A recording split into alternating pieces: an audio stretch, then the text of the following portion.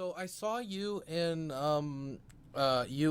Supreme had a discussion about Korean and North South Korean and Yeah. in China and the South China Sea overall. And I don't see a lot of people talk about the South China Sea. And you brought up like specific cases with like the Philippines and such, and I found it really interesting because I had like the exact opposite take when it came to a lot of these things. Really? But I didn't think Supreme was engaging with you in like the best manner. Supreme, like, okay, so like a lot of neolibs, a lot of people like soc dems, just a lot of like non-people on the left, they like to atomize like the South China Sea, the DPRK, like the ROK, CPC, uh, comment, like, and it's just like basically like, and even probably like even Russia to like a substantial degree, in a really like generalized way. Like people just tend to think that this is like a conflict that has been happening for like 50 years or whatever, and it's not actually. It's like there's a lot of things that I think people overlook, and it just it depends on what point of conflict you're talking about. So like a lot of people don't know that the South China Sea is like the most contested waterway in the world. Yeah, most um, definitely. and the thing is a lot of these territorial claims, they date back thousands of years, and some of them date back hundreds of years.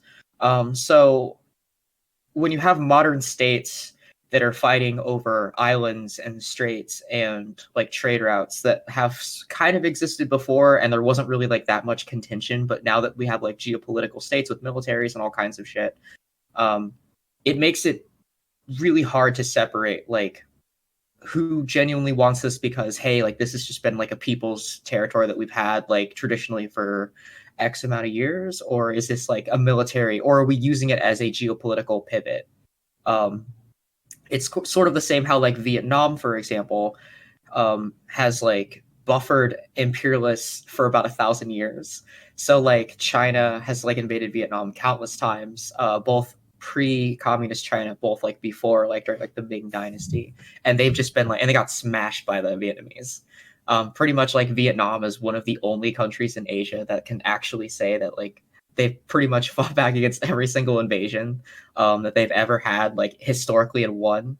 Probably second is Korea, and then like China, Japan probably are like tied. So like it's there's the cultural aspect of a bunch of people that have lived in this area of the world for thousands of years who have kind of bumped heads here and there through like the fracturing of states, and then now that we have modern states and modern political ideologies and sort of like the geopolitical like hegemony of the West, sort of like imposing things on a government that is very traditionally opposed to those people, it just creates this like big vacuum of power dynamics that just goes back and forth.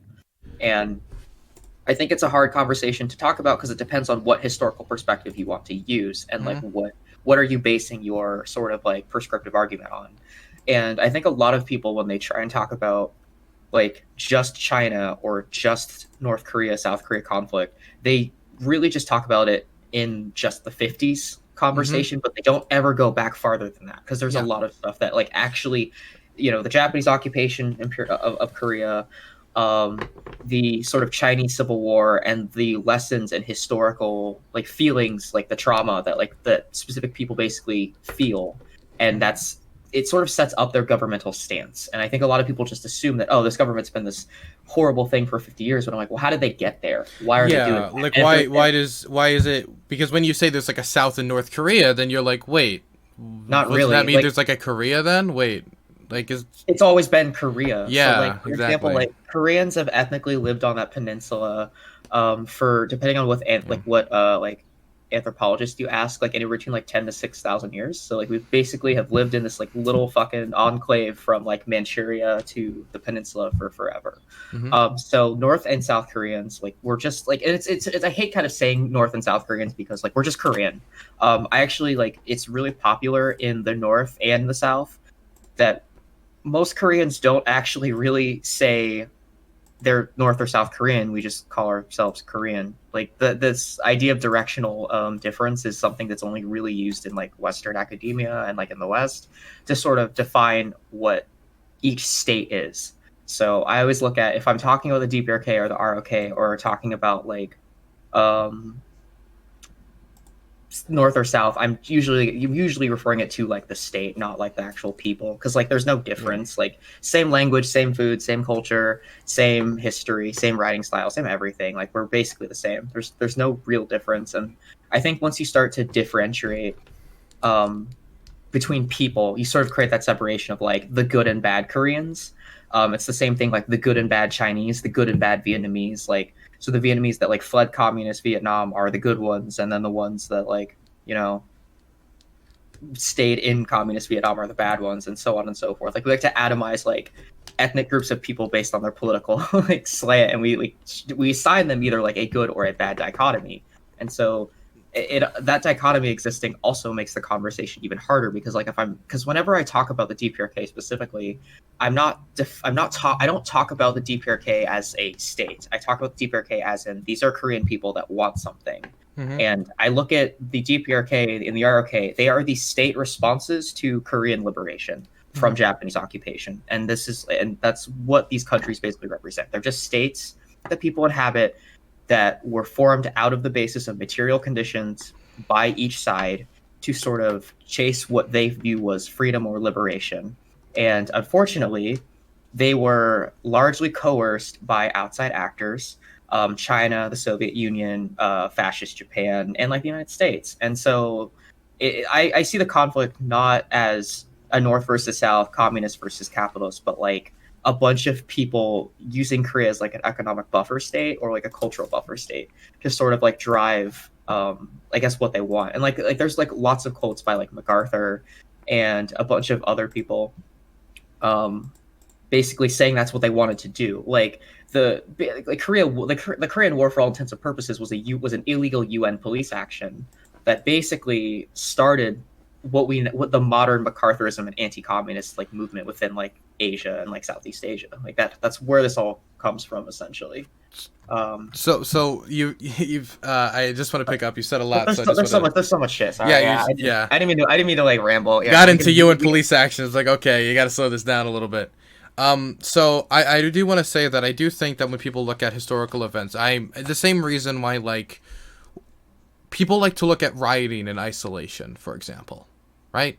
When people look at rioting in isolation, there's never like, well, what led to this? What was the situation that produced this? What was the fallout? What were the conditions that ended up producing it, right? Then if you add the fact of like, wait, 400 years of enslavement, then you add Jim Crow laws, and you add police abuse, and you add all that, and then you add police egging them on, and then you said the rioting. But if you just cut out the rioting, show that, you're like, damn, look at those evil rioters. It's not really a good way to look at a situation. A very similar way is I remember listening to Lecture Fan have a conversation with I think it was like I forget exactly. That's definitely a phone, but with somebody like IRI or somebody, and I remember the thing that he brought up to Bastiat. It was the Bastiat. Was, do you view Iran as the good guys or the bad guys? And I was just kind of sitting there like, what a reductionist type of like view of history, right? Extremely reductionist, because a lot of people, when they view Iran, their history of it starts in 1979 when they took a bunch of people hostage at the embassies, and not 1953 or before when Mohammad Mossadegh was overthrown. Because when you have that more full analysis, you can come to better conclusions, better solutions, and you can look at it in its entirety, right? So I want to make. Yeah, and that's how I look at Korea. So like whenever I look at China or look at Korea, like whenever I look at like sort of the history of like communist states, I look at like how we got here and how we could not do a lot of these things. Like what can we mitigate? And I think it's hard because like so many people are caught in this. Can I like eat on stream? It's gonna be really awkward. I'm gonna eat on stream. I guess you're eating French fries or whatever. Fuck it. You can eat. You're fine. Yeah, no, sorry. I don't want to like. Some people hate when you do that. They think it's like rude or something. So I just wanted to ask. This is a shielded stab at you that I can eat French fries and take on the North. Okay, that's fine. Freedom fries. Yeah. I just like it's really interesting because that sort of historical precedent of who is good and who is bad really does like it can absolutely color like your opinion about how you feel about a place.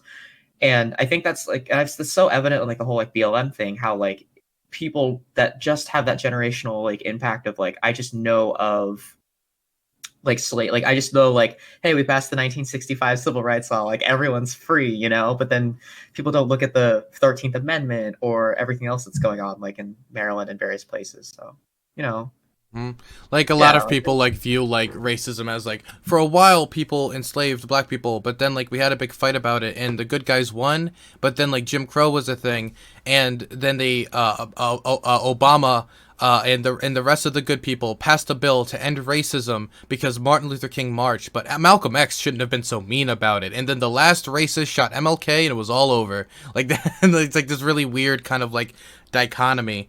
But I just wanted to make clear from the get-go that that's not what the conversation I'm trying to have here, painting some people like these are the bad guys and these are the good guys. No, I don't. Like as someone who's in foreign policy, I would expect you to understand history. I feel like a lot of people that like armchair foreign policy are claimed to know things about like parts of the world, like, and I'm not. And this is gonna sound really. There's a lot of white Americans that because they were in the military and they were on a base in a country, they claim to have this perfect geopolitical worldview, and that shit frustrates the living fuck out of me. It's the same thing like when Americans go like do tourism and they go to another place and they go, wow, it isn't like X, and I'm like, but there's so much culture to a lot of these places that the American experience doesn't touch on, because our country is a unique place, like in terms of like an experiment of diversity. So the sort of cultural pushbacks and like conversations don't happen with most of us, and they only really happen with they happen outside of America and stuff like that. So I remember another conversation I had a Killer Stevens stream, right? Where if anybody tells me that they're a veteran, I have a certain amount of respect for them on the idea that they had an experience that I haven't, and personal experience is something valuable. But he ended up telling me that Trump pulling out of northeastern Syria was the best military move in history. And I'm looking at this guy, knowing all the fallout, like this being my issue, right? And I just saying like that's completely untrue, and he like starts insulting me like you don't know shit, and I just rail into him, right? And at that moment it wasn't me like insulting him because he was a troop and saying because he was a troop he didn't know anything. It was him. It was very obvious that I hit a sore spot because maybe I was the first person to challenge him on this on this knowledge, and he didn't expect it or something, but it was just complete bullshit. And so through time I've learned that 95% of people who think they know about another country don't know shit about another country. I forget what that curve is, but everybody's at the top of that curve. Yeah. Like 95% of them. Yeah. Well, it's frustrating because like when I talk about Korea, I usually just talk about unification, and I have a lot of issues like with the DPRK as much as I have issues with the ROK. Like I'm more or less not frustrated with like each state. I'm more or less frustrated with like how China and like the United States like play into sort of like the peace and negotiation deal. So I'm pretty sure you heard of like what was the God, this chair's so fucking comfortable, dude. The building that they blew up or whatever. Yeah, the liaison office was blown up, and they gave the reason for the balloons, but it was really because negotiations stalled, and yeah. Yeah, no, and so I actually read the reports. Like, it basically like the DPRK was like, "Hey, don't send special envoys. Just send like diplomats. Just send people." And then America was like, "We don't want to do it." And then like they were just like, "Well, why not though?" And then America was just like, "Well, we're just not going to." And then so the DPRK was just like, all right, well, I guess we're not going to do this anymore. It's just like, that was it. It was the stupidest fucking shit. And that's the thing is, though, why didn't they just say that out loud, though? Because that's not the reasoning they gave. The reasoning they gave was because of the balloons. It's obviously not the reason. Well, it's not, but why would they not say that publicly, though? I think the reason why they don't want to say things like that publicly, and this is sort of my this is sort of my guess here from everything that I've read, and I could send you sources later if you want. From everything that I've read, there was a lot of external pressure from China, and part of this external pressure that comes from China is the fact that a unified Korea is really kind of scary to a lot of people in that region. So like North Korea has a lot of like natural resources that are untapped because they're not like they're not industrialized enough to access some of them. And so the idea of the country reunifying actually would, like, I think I have to pull up the sources and find it, but is it Second Thought? Someone like did a video actually about this, and I've actually talked about this before, but I didn't know that it was actually like that high. But there's like some estimates, like I think it was like Forbes magazine or something, but there's estimates that have been done that say that like if the DPRK and the RK like were a unified country, it would be the world's like third largest economy. It would pass Japan, and like it would be incredibly economically and geopolitically powerful. And That's pretty. I don't know. That's really hopeful because I remember. it's a long-term estimate, Yeah, obviously. it would be Yeah, kind of but like German, and when Germany reunited, it'd be right, like right, saying right, you're an right, right. economic powerhouse. Like, no, you got to give it a lot of time and investment, and Yeah. But yeah, but I'm not saying that that's what's going to happen. What I'm saying is principally this makes a lot of people uncomfortable. Like, because China for the long, and this is probably my biggest criticism of China. This is my biggest criticism of is that they use the DPRK as a buffer state to fuck with the United States. And Japan and the United States use like South Korea as a semi-economic buffer state to fuck with China. Now, how much they really do this and how much of this is just placating, I'm not sure, but it does happen. There's plenty of evidence to substantiate that they do both do this, and that's where my frustration really comes from. Is that like I'd much rather have a unified country without influence of like U.S. troops or Chinese economic oil getting like dumped into the DPRK than anything like right now. And like that's like, and I think that's where a lot of people that I know that are Korean that are for unification, they want unification so they can get rid of a lot of this shit that's making this place geopolitically uncomfortable. Because I the, think removing the idea of a buffer state, um, and then some people don't want that because if you remove the buffer state, then you are completely changing the geopolitical circumstances of the South China Sea, and it just becomes really messy. There's a lot of like real big fucking questions, I guess, here. yeah. The thing is, when I look at like things, maybe this is just because like I got into foreign policy through looking at maps, right? And I think this has somewhat clouded my foreign policy outlook, right? I got into it examining the Syrian civil war day by day, looking at live maps, and I still look at live maps on stream. Basically, live maps are wars. You watch live as they go down every day. You check in and you see how troop movements have changed, and I always found Oh that yeah, extremely interesting. And what I would do is I'd scroll out and see how all the other states would release press statements, send troops, send planes, and I saw the bigger picture, right? And since that, I was able to get like an earlier kind of start on the idea of like how the bigger picture plays into like the smallest of conflicts. For instance, if we look at any place in the world where a situation exists somewhat similar, it isn't similar because these are live wars, but somewhat of a civil war exists. It's there's so many actors at play. A good example would be Libya, which nobody talks about anymore. it's such an important fucking thing right now. Holy Extremely shit, dude. important. Turkey's backing the GNA, which is the internationally UN-backed government, right? Which is backing them up with drones and mercenaries from Syria, which is a second civil war, which makes it even more complicated about which militias they're sending over. Then you go to the other side, which is backed by France, the UAE, Egypt has threatened to send their own troops in. Russia has sent in fighter planes and mercenaries with the Wagner group. And you look at all these interests at play. And at the end of the day, everybody, I think, you ask any like person with some common human decency at the end of the day, well, I want Libyans to run Libya. And that is what I want too. But you look at the situation, you're like, how is that fucking possible? Another example, you could look at Iraq, where you could talk about like how of course, there's American troop presence there, but then you look at the factional divisions across the society when you go Sunni, Shias, Kurds, different tribal groups, and then you look at Iranian influence as well. That is like funding of militias that executed protesters and this other stuff. While we have also, of course, we invaded Iraq, so obviously we Yeah, were I involved mean, there. There's so much. I even have some like Iraqi friends that just like want Iraq to be Iraq, and Yeah, even like them culture, like they don't see any of them as like they see I think they're Assyrian, I'm not sure, but they and this is just like this is an anecdote, Andy, like this is just their view, but like so I think they're either Assyrian or second generation Iraqi, and they don't know like all of their makeup, but I don't think they're Arab.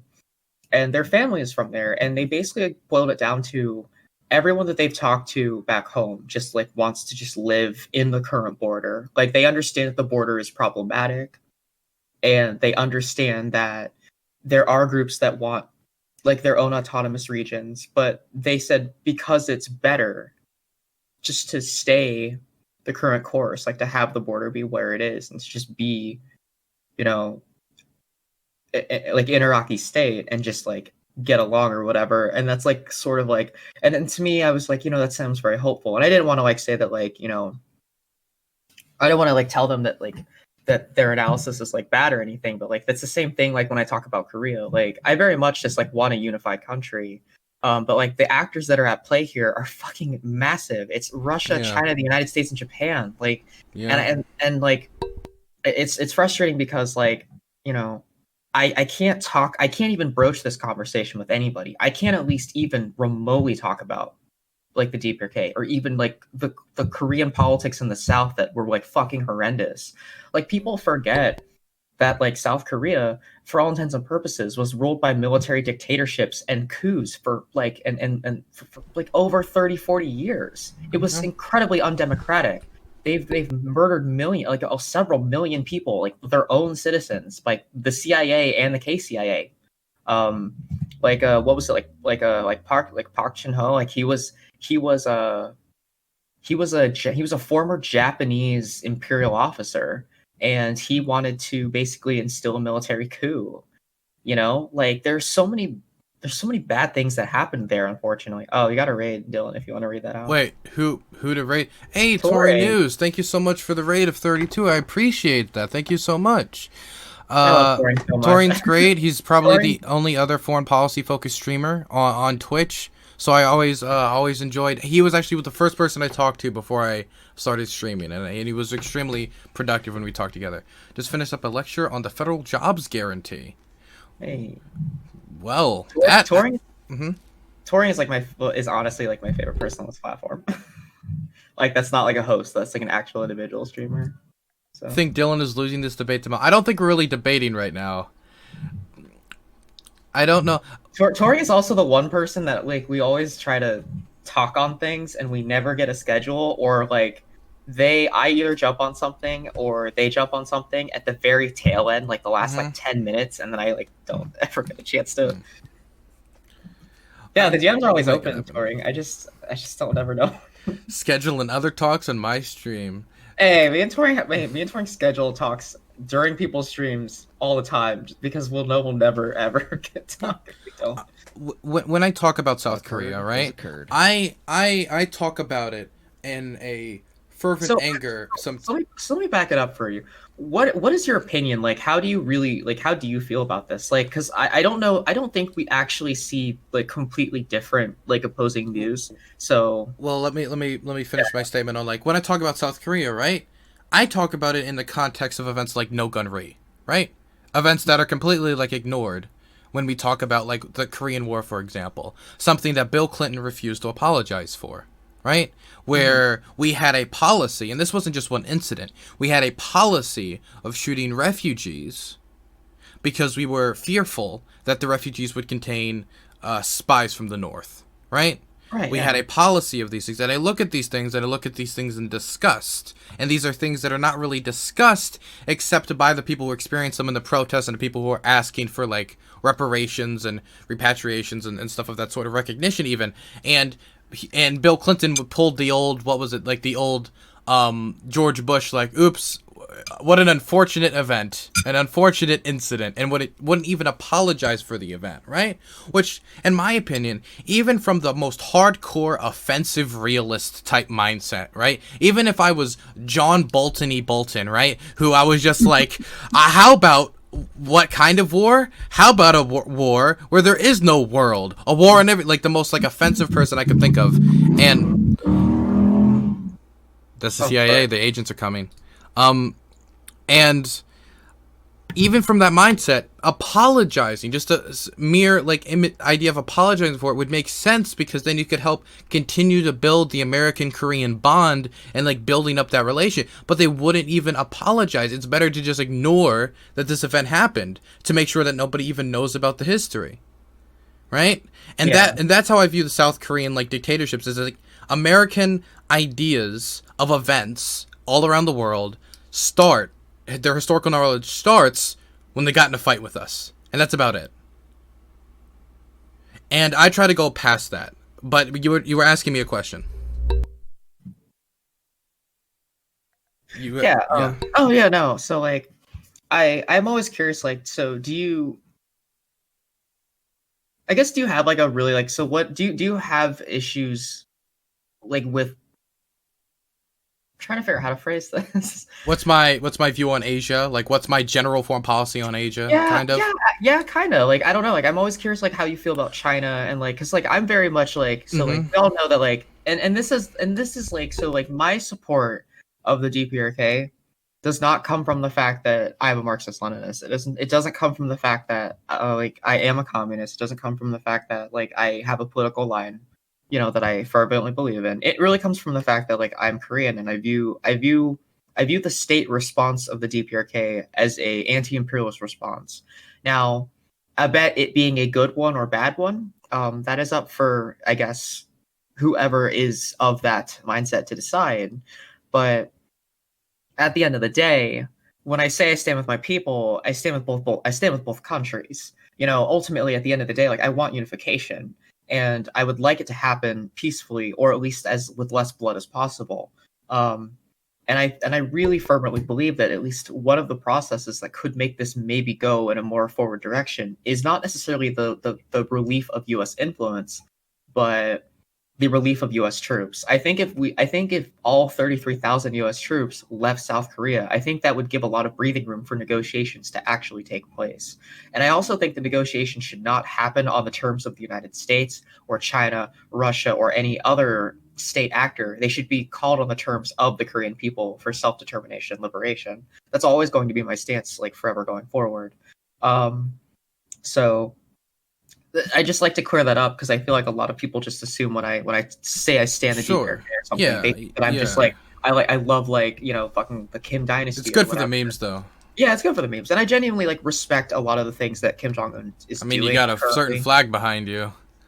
I do. I have I have a Workers' Party flag. And like and there is a Soc Dem party in North Korea. Like they have like I think 3 seats in the Central Committee or whatever. So they do have like elections, and there are other parties. This has just been the dominant party for the past like 60 years. To tell me Scuff Dario has something to vote for over there? Yeah, dude, Scuff Dario can be in the DPRK's sorry. Well, until he starts putting his polls out there, then I'm pretty sure he's gonna go to prison quite quickly. And honestly, that's one decision I'd agree with. If he went to prison for those polls on Twitter and so polls. so for everyone that knows that like this isn't a Juche flag, so so I don't know, like I feel like if people don't know this shit.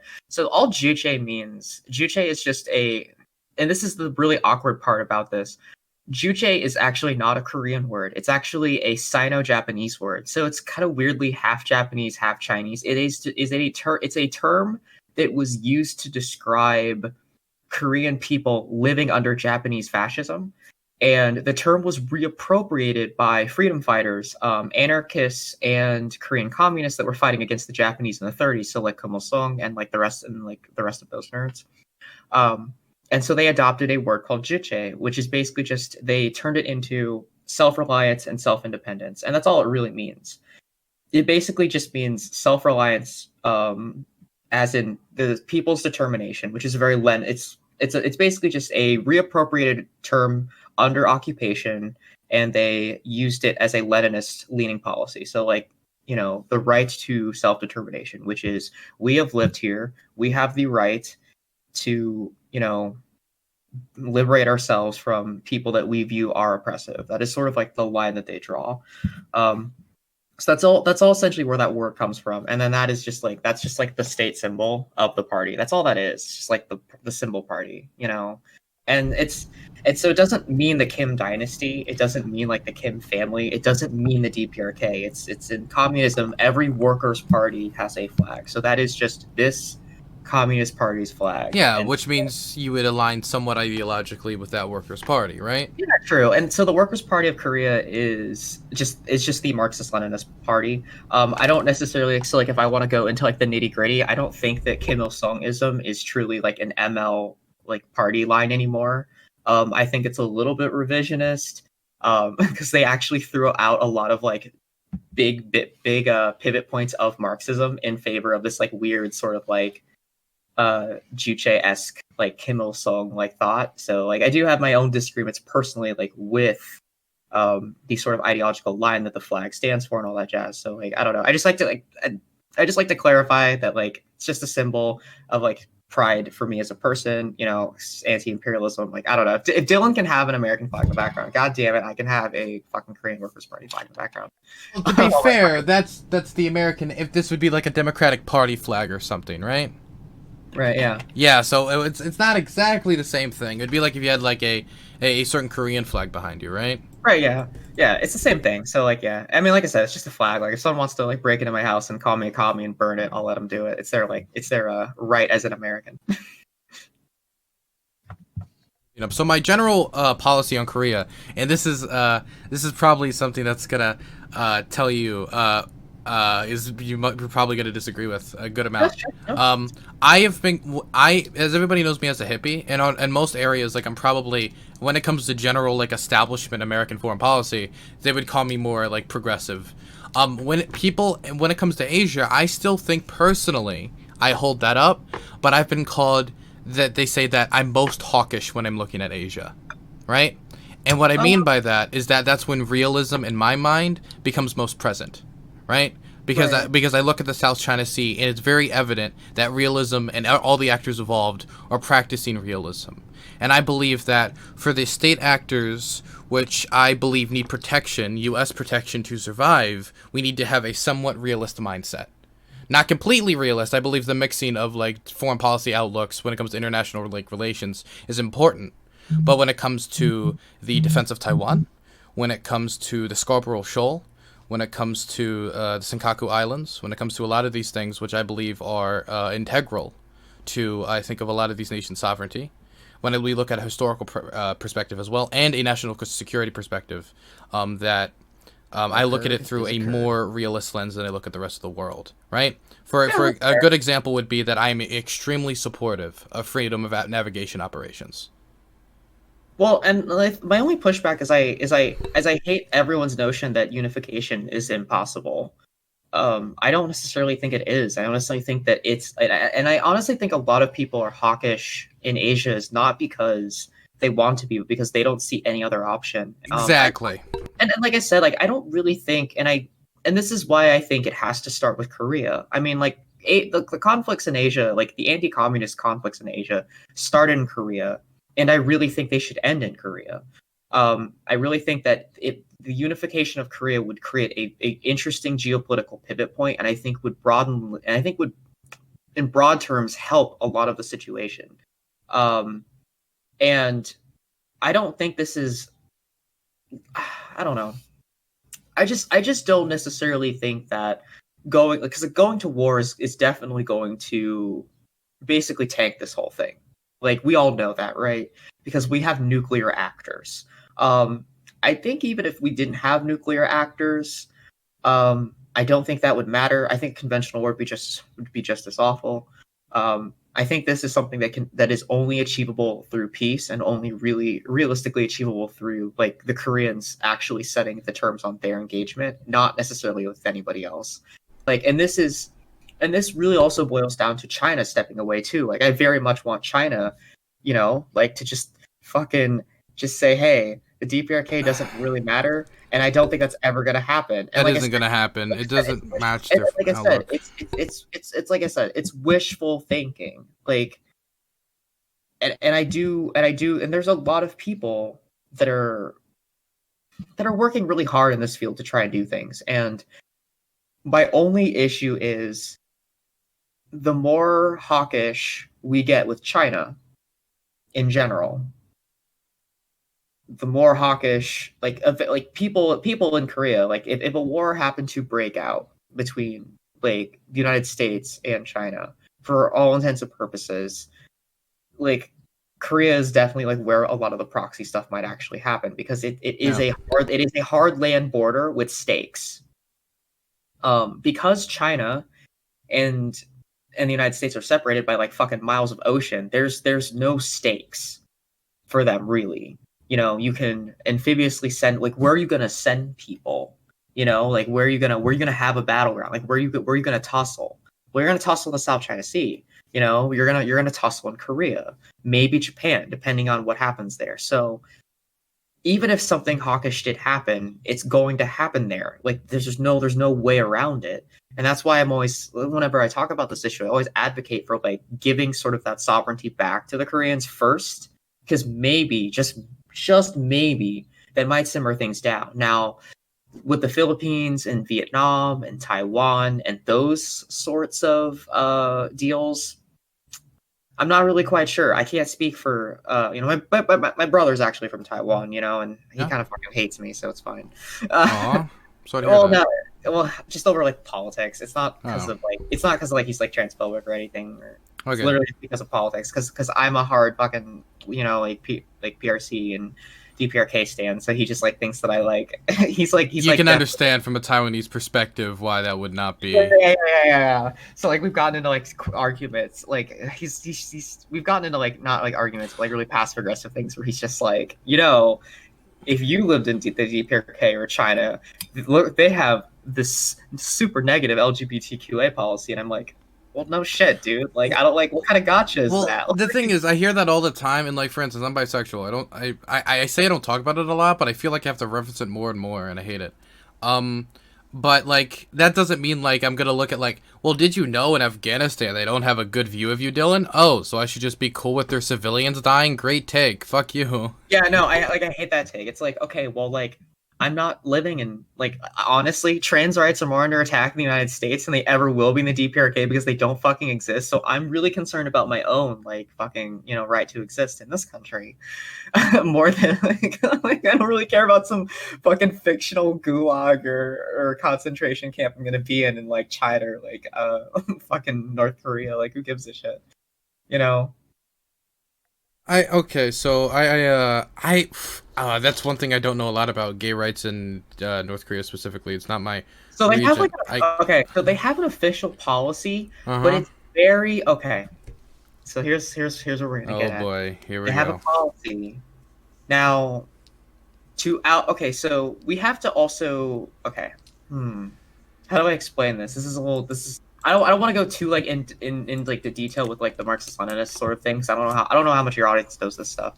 So there's this concept in ML thought of like sort of like bourgeois decadence and class reductionism. So Mm-hmm. there are a lot of people that when they Oh uh, no. I know what? this take.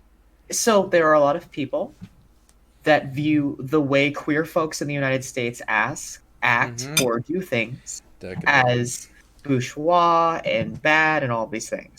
I'm actually not in one of those. Like, I'm not in one of those specific.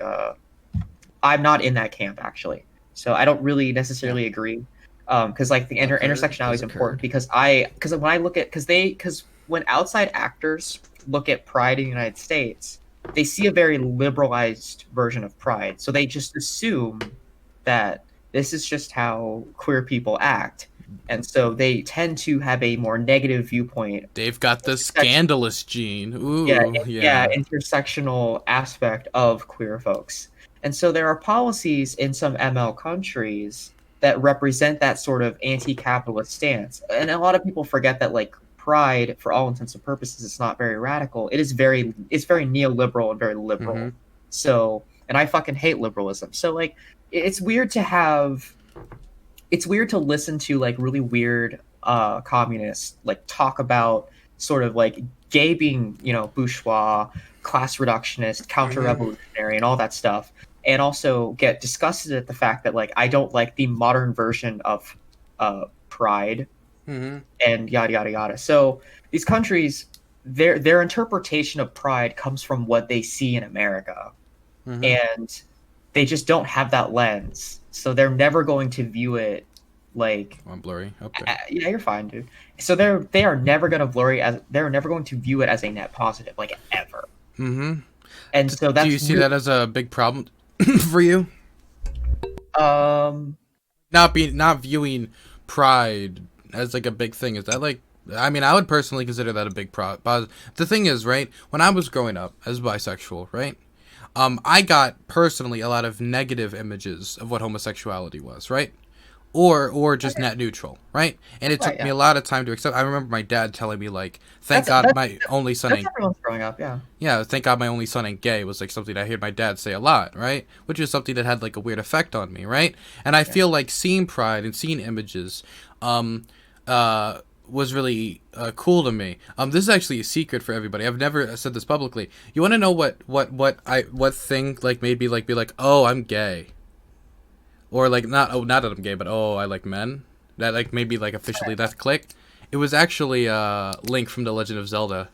I actually looked Right. and was like, I find that man attractive. It was a weird, Yeah. it was a weird click thing. Was it like, well, was it like, because like attraction is like bimodal and it's like split. So like Yeah. depending on like what you believe in, yeah. Like okay, so anyway, so Yeah. for everyone in the chat, like okay, look, the DPRK has a policy that talks about queer people. They're like they're doing that thing that a lot of MLs and a lot of hard communists do, where they are accepting of queer people, but they're not accepting of aspects of queer folk, and they use that lens as the American perspective of what pride is. Because they look at that and go, this is bad. These are not what actual gay people act like, TM. We want like conservative gay people. It's weird. It's weird. It's weird. Yeah. Yeah, it's kind of weird. And like, and some parties do that, some parties don't. It really freak it. So yeah. For those asking, it was Skyward Sword. Okay. Which is interesting because Marxist Leninists in the United States have had a long-standing modern pride is neoliberal, guys. Holy shit! Do you not like? Okay, I'm a fucking trans woman, dude. I know where pride comes from. Like, also like Leslie Feinberg, who actually like invented the term like butch lesbian and like sort of changed the way we view like gender politics, was a fucking Marxist Leninist. All right, like Stone Butch Blues was written by a fucking ML. So like, if you guys want to say that all MLs are anti-queer, no, it's not fucking true, dude. Like, well, yeah, chat's always chat. They're dumb, but I know. Well, so this is what I'm trying to clear this up. Because Dylan, this is I get pushback no matter. Oh, what. I understand what you're saying. I think chat just doesn't understand because it's something I've heard before, right? Because the reason I got into foreign policy because of that and human rights, because of the military maps. I thought they were cool, and the human rights, right? And I understand like the idea. It's the old and you sometimes kind of hear it from an American's mindset of kind of like, keep it in private, don't put it in my face, kind of be respectful, be the suit, kind of like this. I remember there was like an old pride movement with the pink. That's exactly how it is. Like, I remember, like, and that is something that has been taken by like even hard communists. It's a very class reductionist take. It doesn't, and this is why I say this is what I always talk about. It does not matter what your political ideology is. If you are actively suppressing somebody of a different class interest because you just don't like their image or their aesthetic, you're still being class reductionist and not intersectional. We can bring up the fact that certain fucking ML countries have discretionist views against queer people, but that is sort of kind of how they treat the aesthetic politique of discourse. And I think a lot of Americans just don't know that, and so like I understand what you're saying. There were so many actual like pro queer laws that were in a lot of like ML countries, but they're not done in the way that it's traditionally done in the West. Because the way the West does them is a little bit different. Because they view there's a bourgeois decadence. It's just like we talked about. You know, like we have fucking what is it like the difference between like the gay that doesn't talk and the gay that likes to be seen.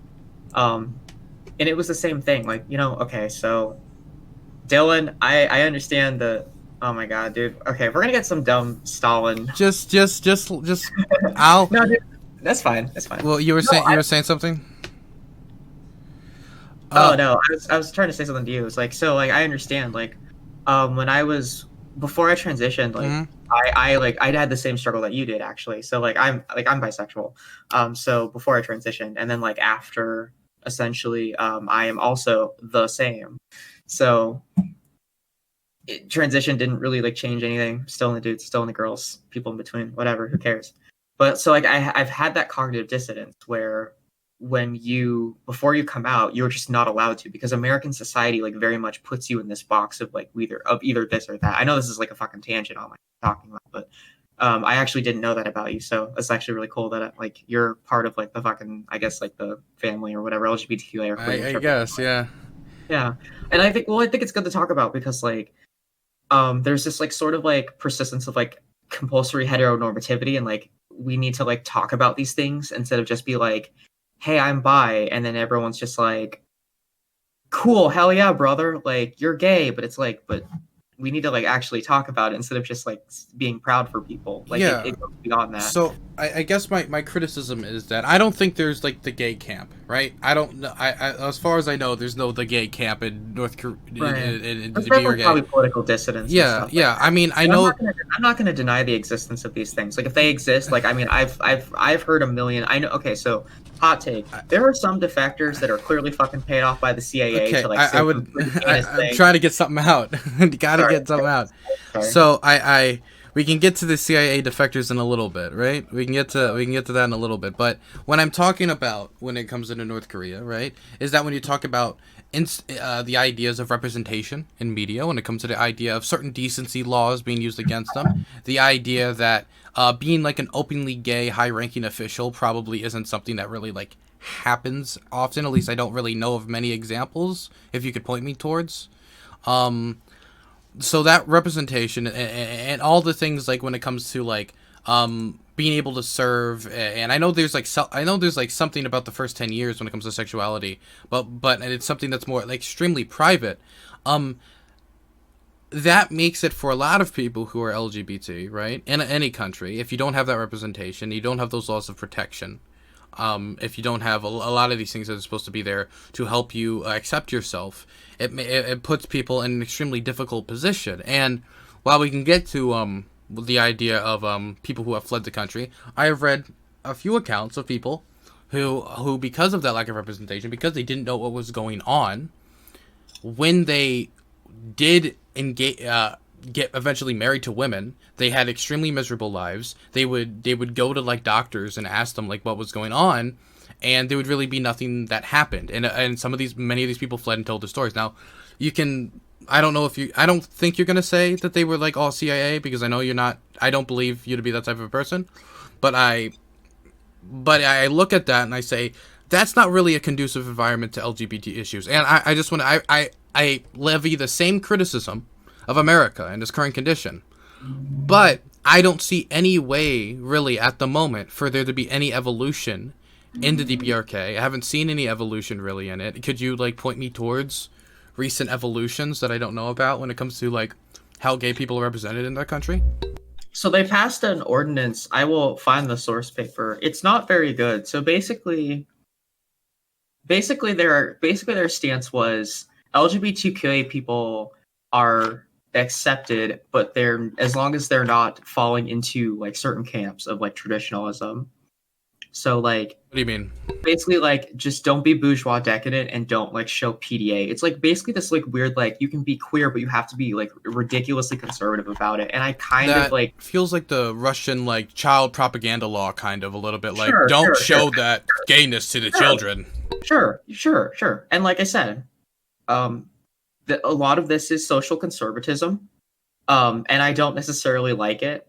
Like this is not me. Like I'm not gonna defend this or say this is good or bad. It's just like this is a policy that I expect from a lot of countries. Like this is something that like as a queer person, like I just expect from United States, deeper. Like I just expect a lot of anti-queer sentiment in most places that I like look at or talk about.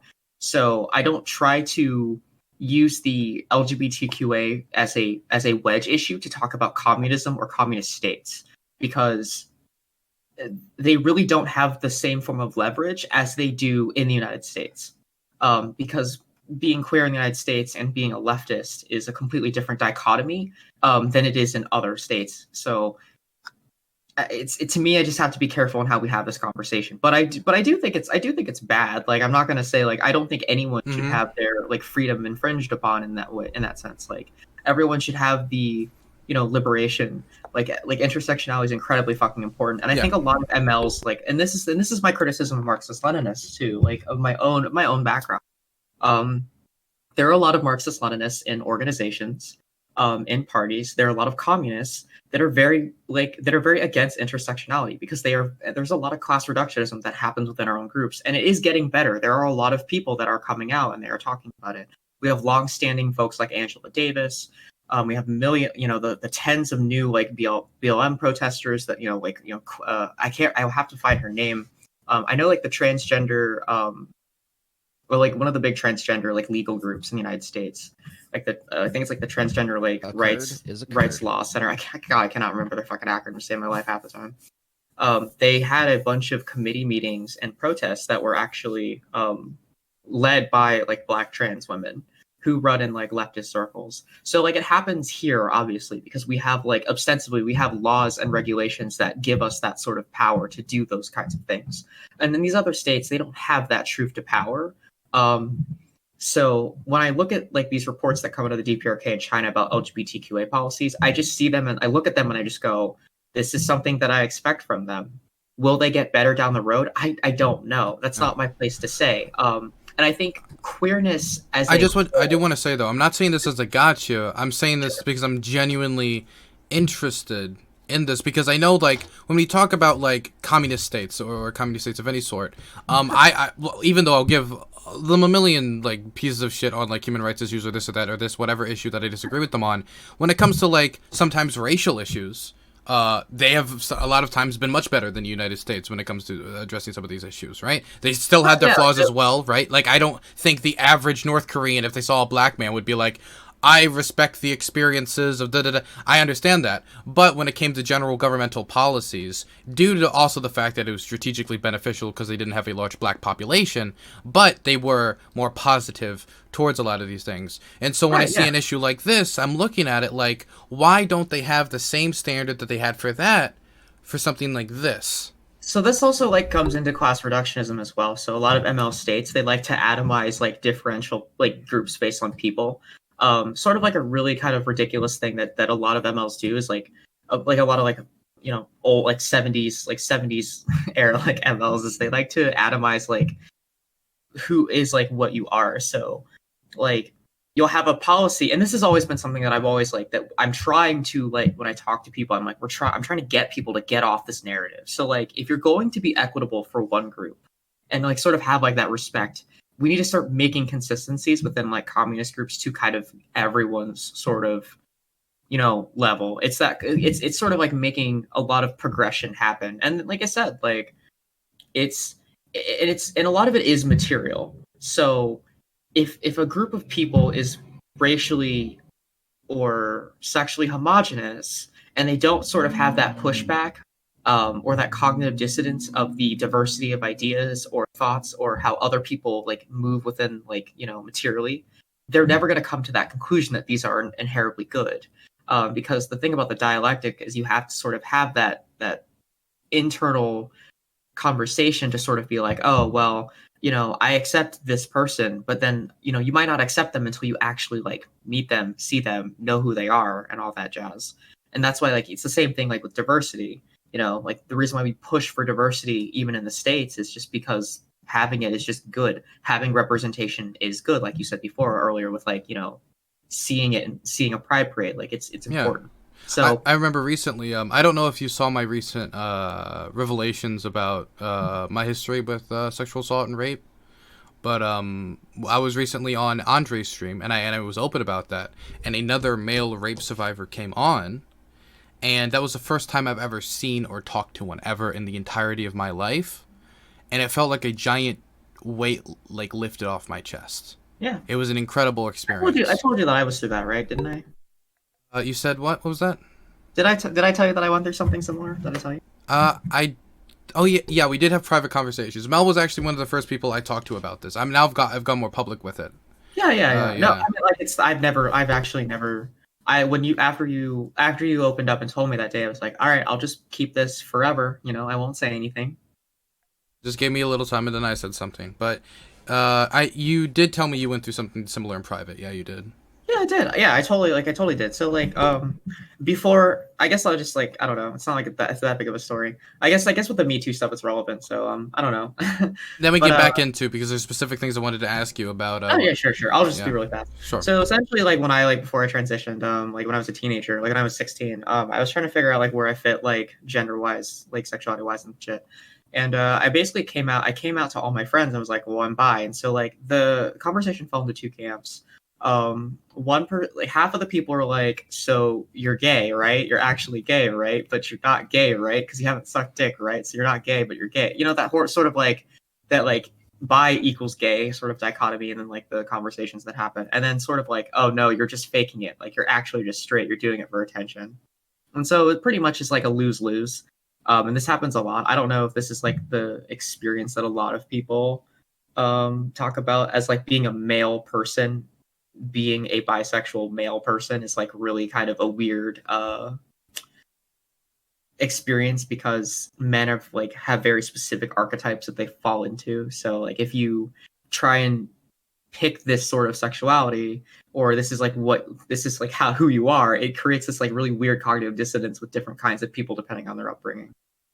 So I basically just got a lot of shit from a lot of people, and then I hung out with a friend of mine, and he basically just coerced me into doing a bunch of stuff. I won't go into detail, but yeah, it was pretty bad. And it was basically just a cis het white guy that basically faked being gay to make me do things to make him. It was a power thing. It was definitely a power, hey. Damn. And then if you tell anyone, I'll just start outing you to people in a really gross way. And so it was basically just and I wasn't allowed to do anything about it. And I found out a month ago, or not a month ago, a year ago, before I went to a wedding.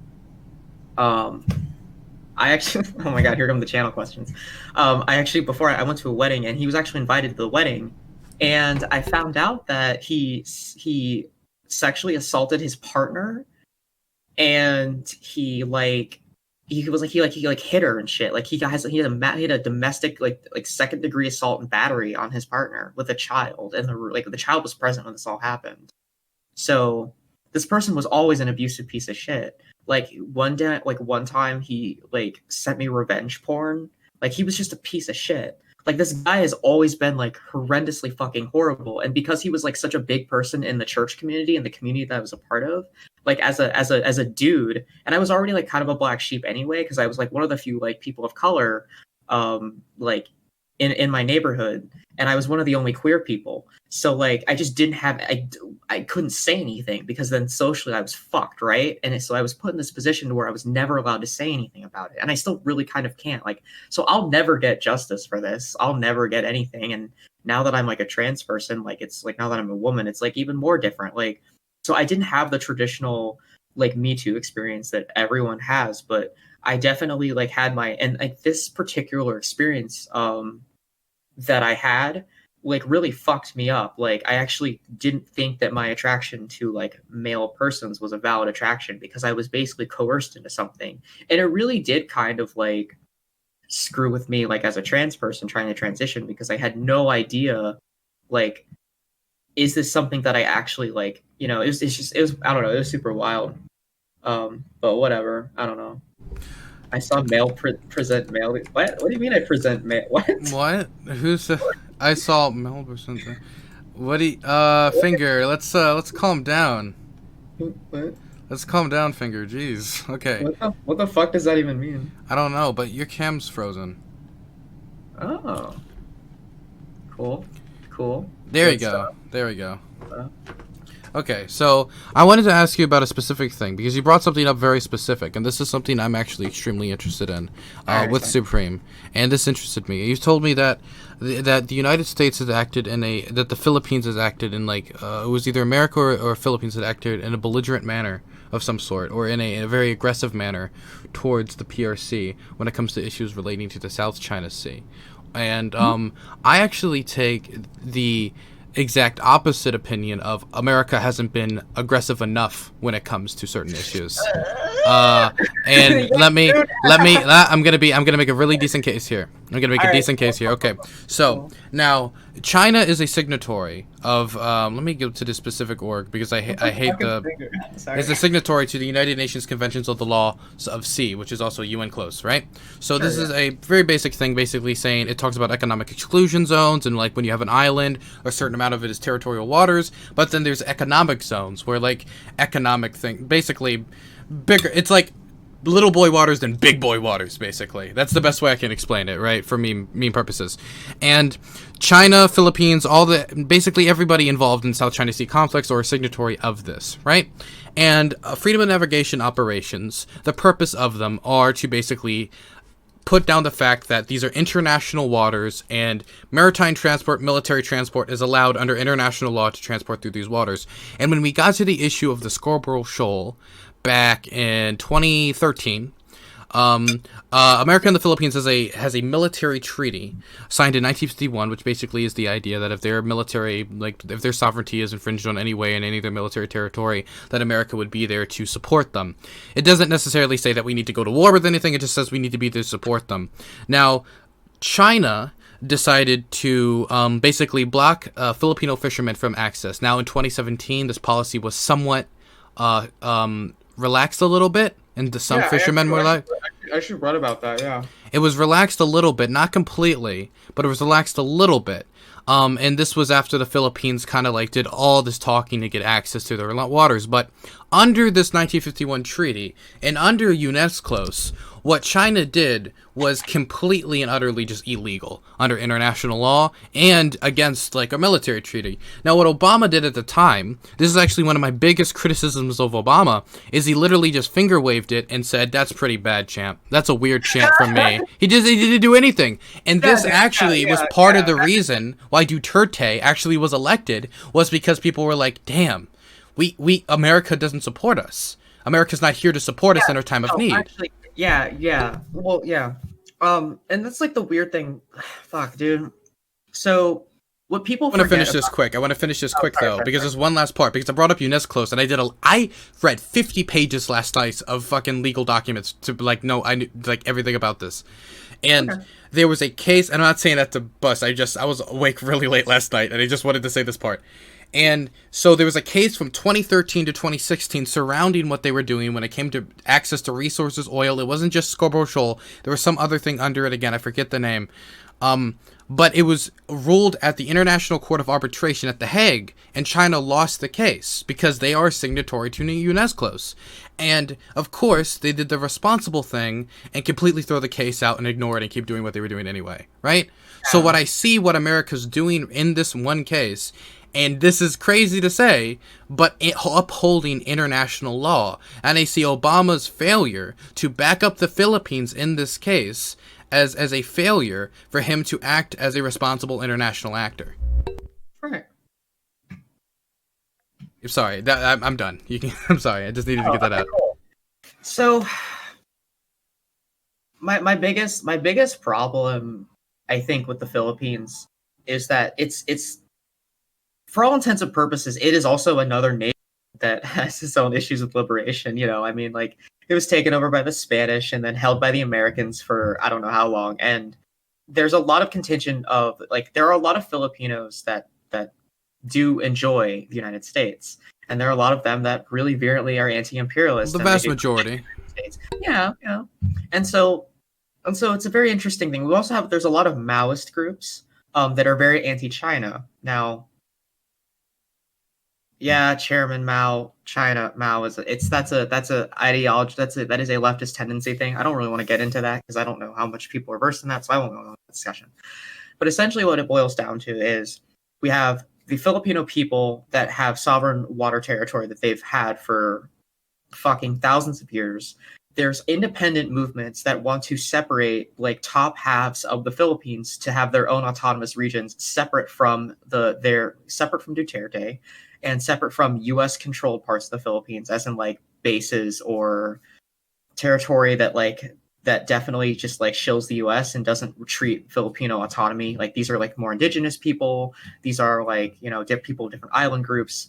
And then we also have China that is doing like wonderfully fucking illegal shit in the region. I think what China is doing is super fucking war hawkish and like not needed. Like there's really no reason for China to be an actor in this. Like the sovereignty is not like I mean But you're I would, against them like ramming ships and conducting themselves in that fashion, right? yeah, of course. Okay, Like okay. look, like so like my position is like look, if China was trying to like help a people like liberate a country from like imperialism or like sort of reinforce like positive ideas of government, then yeah, of course. Like I support other countries. They can help me with Kurdistan. Come on, let's do it.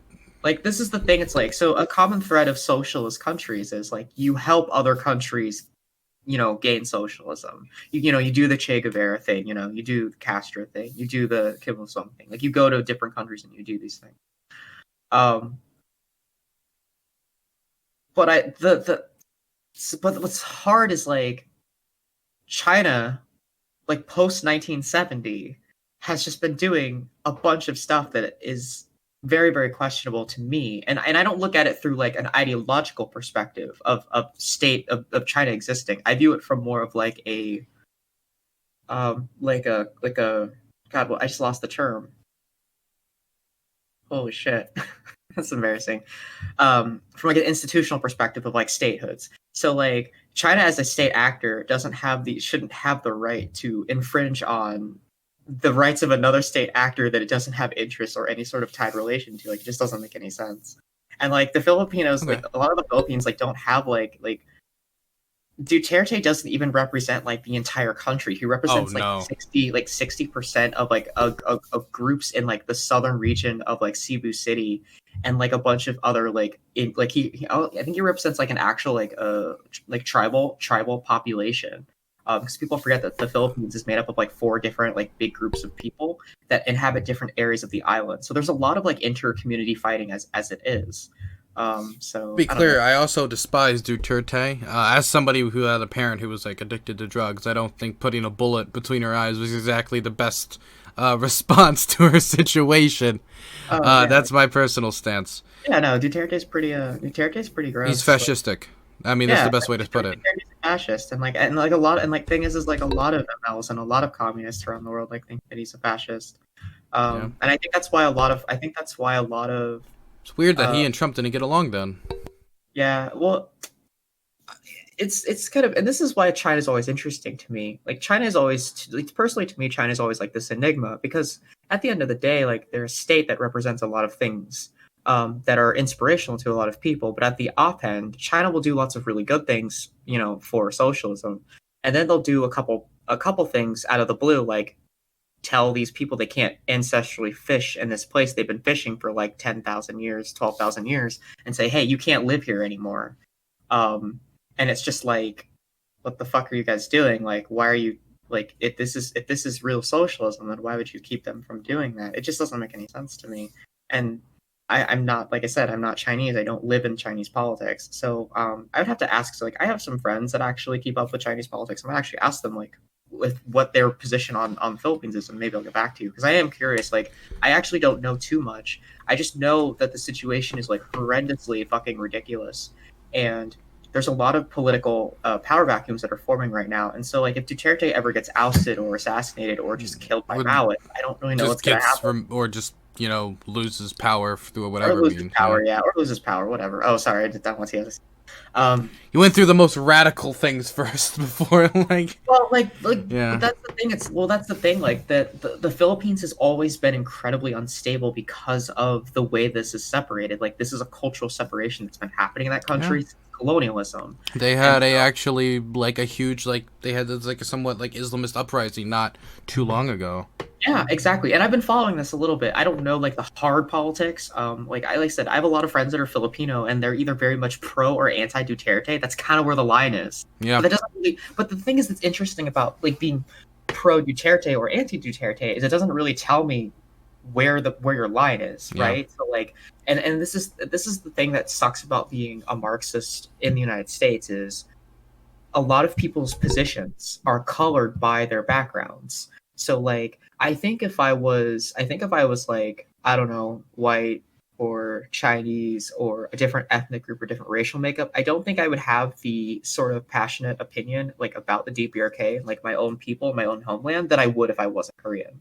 And I know that does play into a lot of the politic of like leftist reasoning. So I think when like how like a lot of black folks in BLM like talk about the Black Panthers or talk about Huey P. Newton and talk about black struggle, like materially who you are as a person really Hey, does lecture fan impact. emotes in chat. Let's do it.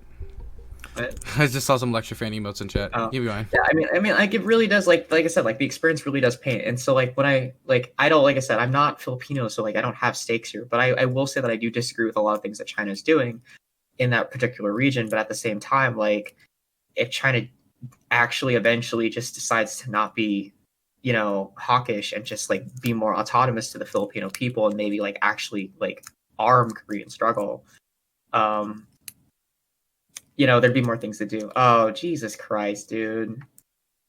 Good, good, good Hey, comment. when like I felt weird hitting allow because like it's not against like my rules, so I guess I gotta allow it. But it's like I wanted to block it because it's dumb.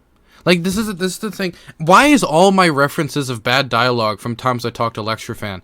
I remember another time I talked to Lecture Fan, and I was like trying to say like I am pro Israel and pro-Palestine, and that was like a thing he couldn't like get his mind around because he said like the Palestinians hate Israelis, they voted for Hamas, they all hate Israel and Israelis, and I'm like, Hamas is a response to is the Israeli, like it's a armed insurrection that is the response to Israeli occupation. If there was not an Israeli occupation, there would be no Hamas. while that is true, right? The idea that like your response to occupation is a radical group that has done some disgusting things. That was this point being made, but then Yeah, I like, and I eventually I was just trying to be like, wait, you can't just like say all the Palestinians are like racist because they voted for that. Okay, then are all Americans just racist pieces of shit because they voted for Trump?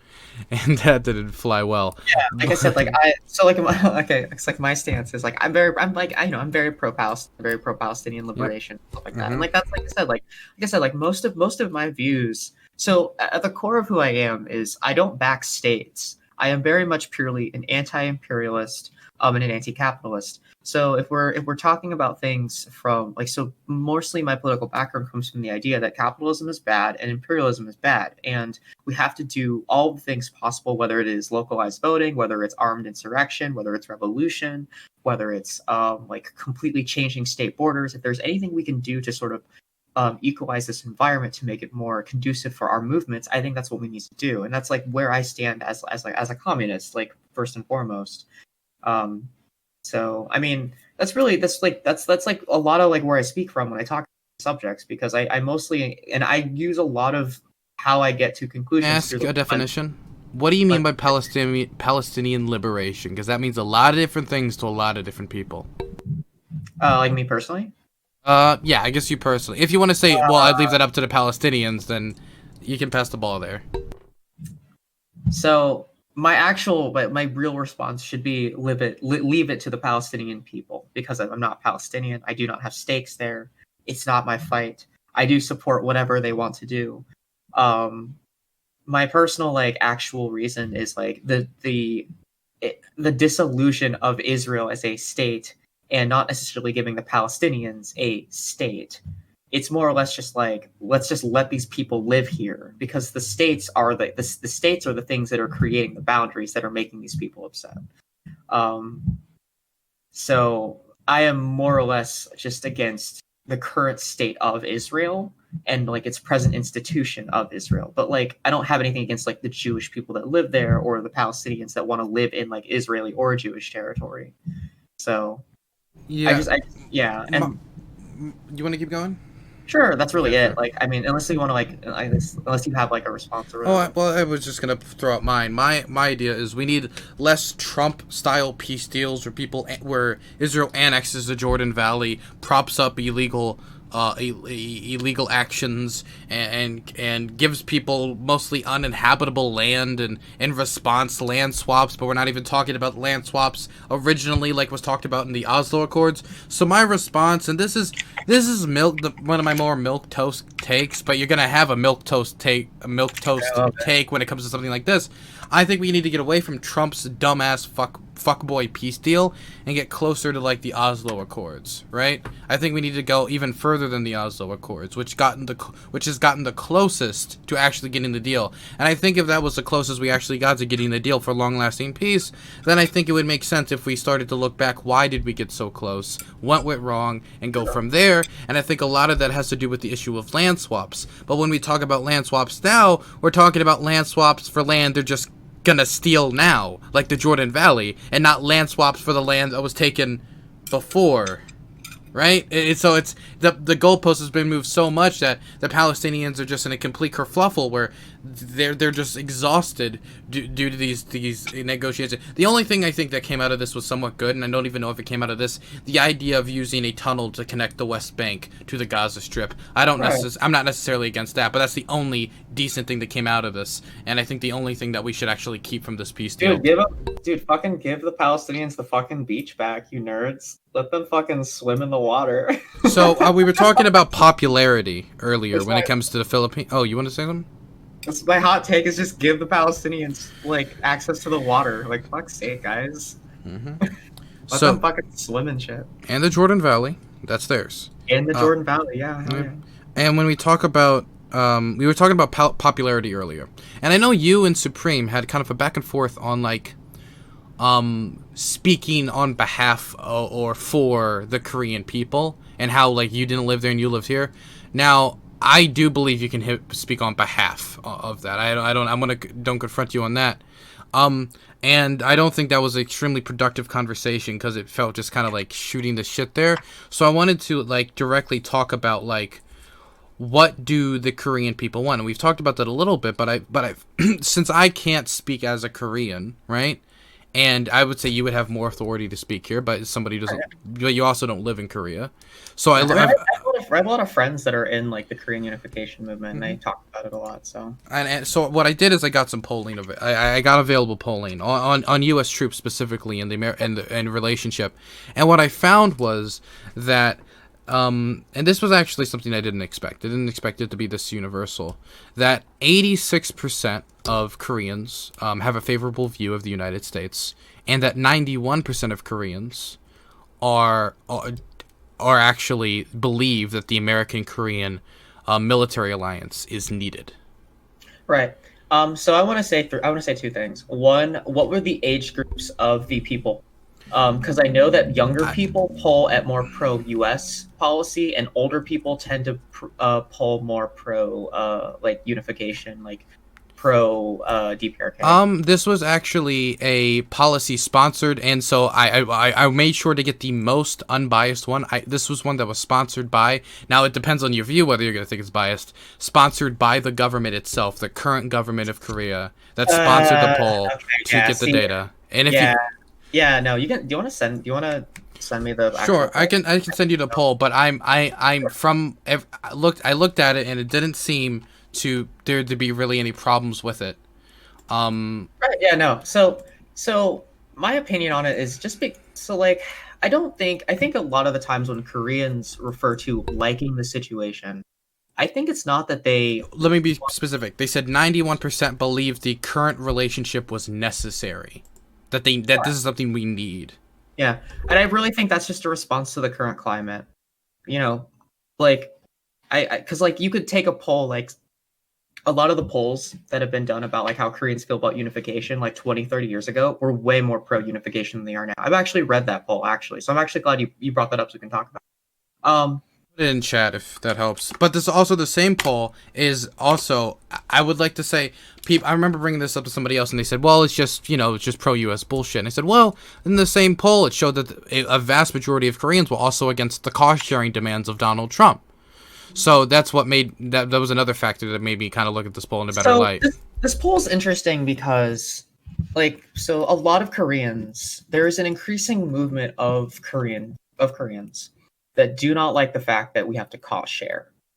But at the same time, there were a lot of Koreans that very much the younger crowd, they definitely see the North as threatening. There's also a lot of young Koreans that I've actually heard like interviews with, and I have friends that are there that have said that like they don't really view the North as just like a bad thing. They just view the North as annoying and a nuisance, and wishes that there was a political solution, but like we don't have one. So like I guess we'll just have the U.S. stay here.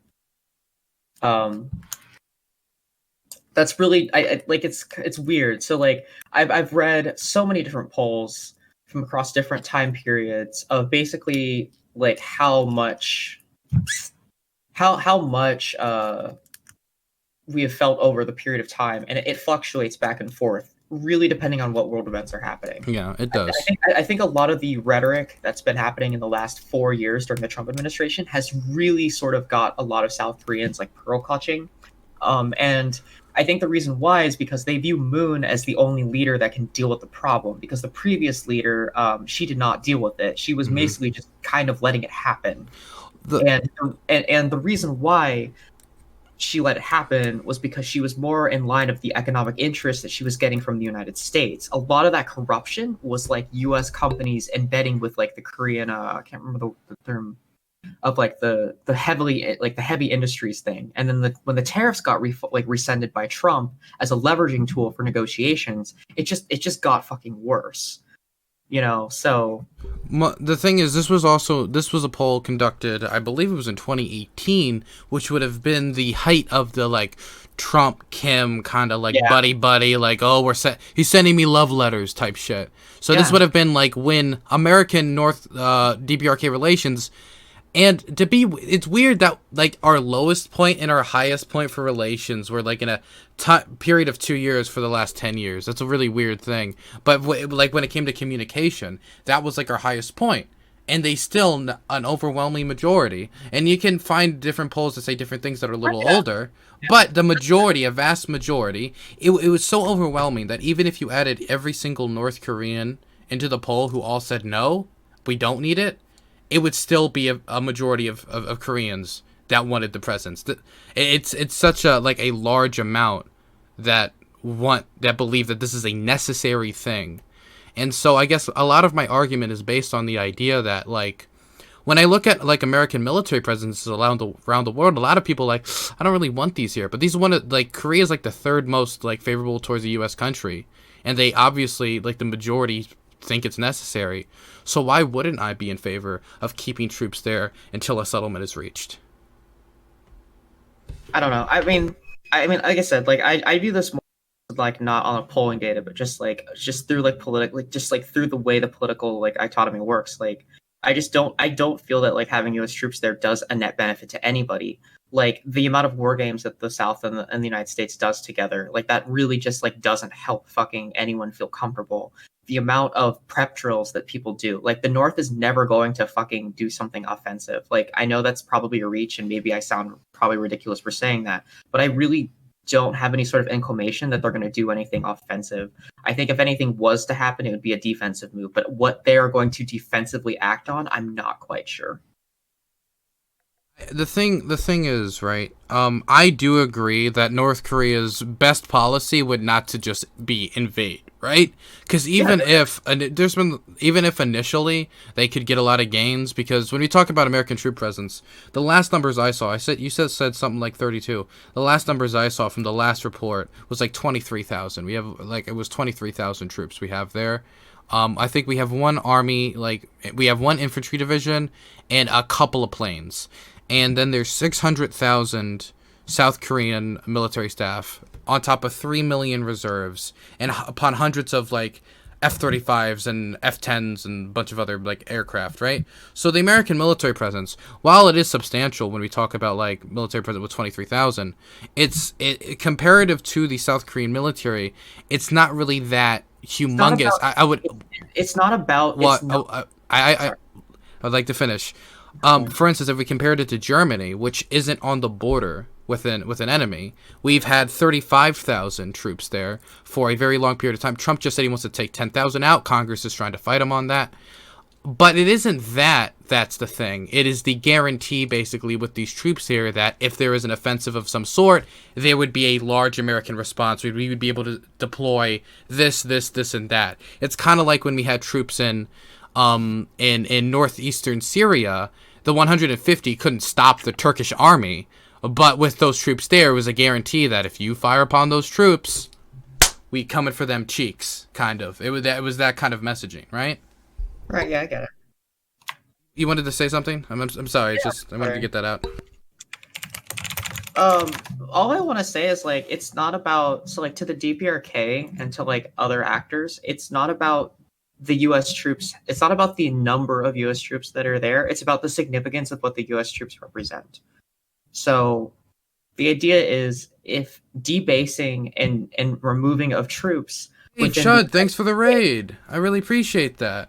We have Mel on. Sorry, continue. No. So like it's the perspective comes really from just the idea of we have troops that are from the United States, and we don't like the idea of fucking having U.S. troops here because of what they represent. It has nothing to do with the fact or the number. Like, there could be like one U.S. troop there and it wouldn't matter. It's what represents. It's the representation that it sends to people in the region. That the United States is like intrinsically there to back them up if something militarily happens. It's that sort of like, what is it? Like the deterrence sort of thing.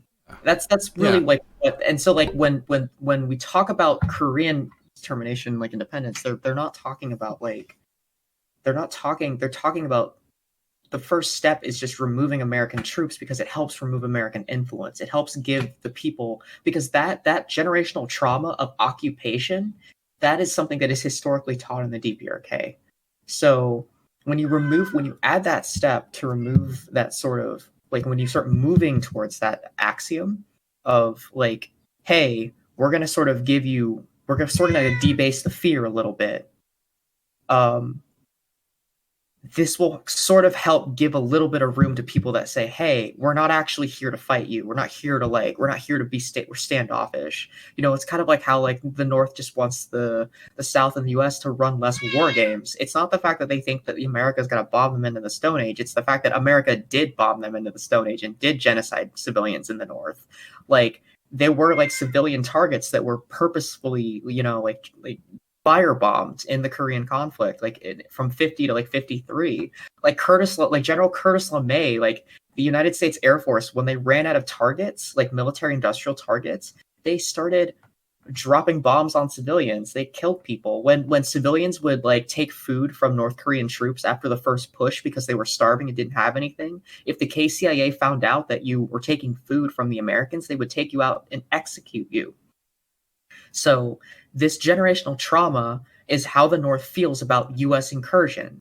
So they're always going to feel like as long as the U.S. troops are there, it's going to make them uncomfortable. So this idea is removing that sort of like ability for them to feel uncomfortable might give them more like grievances to feel like, hey, you're actually willing to like do something that you couldn't do before. That's sort of where that's where the political leverage lies with that fact. I understand that, right? And I think that when we talk about the fear that comes from a troop presence, I mean, when we talk about, like, for instance, I know during the invasion, the fact that the North were the original invading force, and a lot of this is based on the idea that the South Korea wasn't seen in America's defensive sphere for Asia, because there was a speech made by the national security advisor at the time, and so that was actually what Stalin like calculated to be an idea of like, okay, actually I think you might be able to pull this off, right? It was one of the things that allowed him and Mao Zedong to actually kind of give the original Kim Il-jung, what was it again? The first one, Kim Il-sung, okay, gave the original go-ahead, right? That original offensive act. Not exactly what happened. That was part of the reason, though.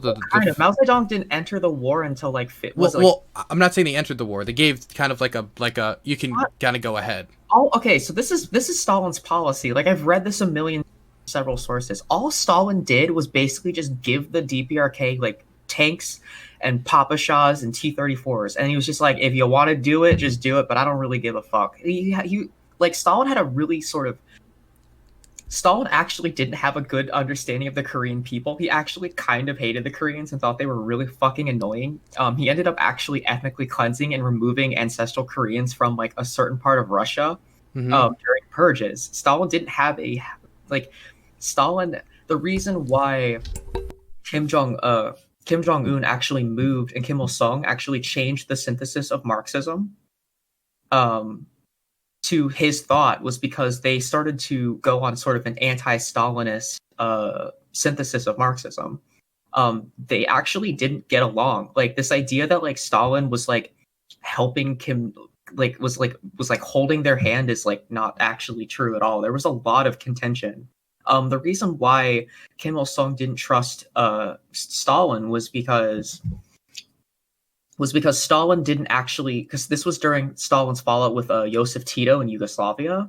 So they had a bunch of like issues, like they had a bunch of falling outs. So this thing that kind of happened was Kim Il Sung was like really, really like, they were like, we'll accept Soviet arms and support, but we're not gonna like actually like, we don't really give a shit.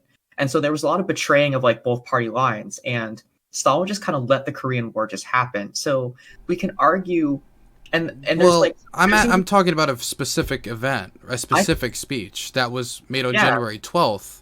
It was, let me actually have it.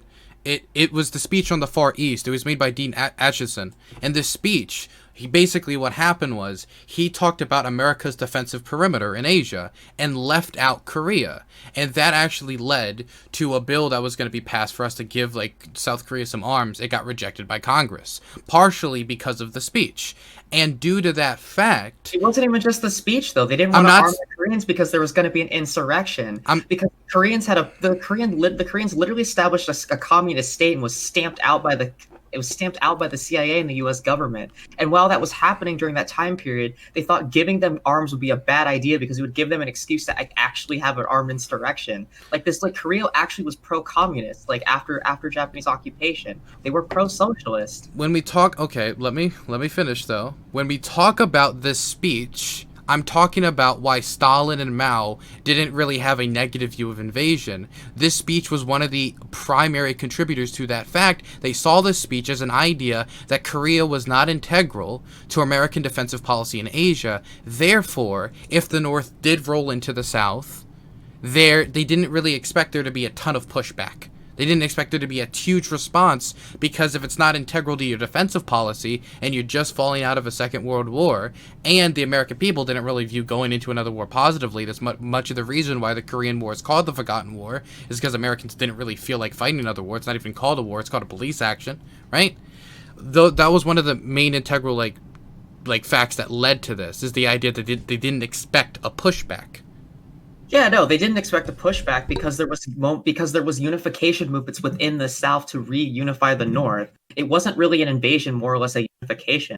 So the invasion was planned by Kim. It wasn't a planned invasion; it was a planned unification because they assumed the United States wouldn't actually react back to it.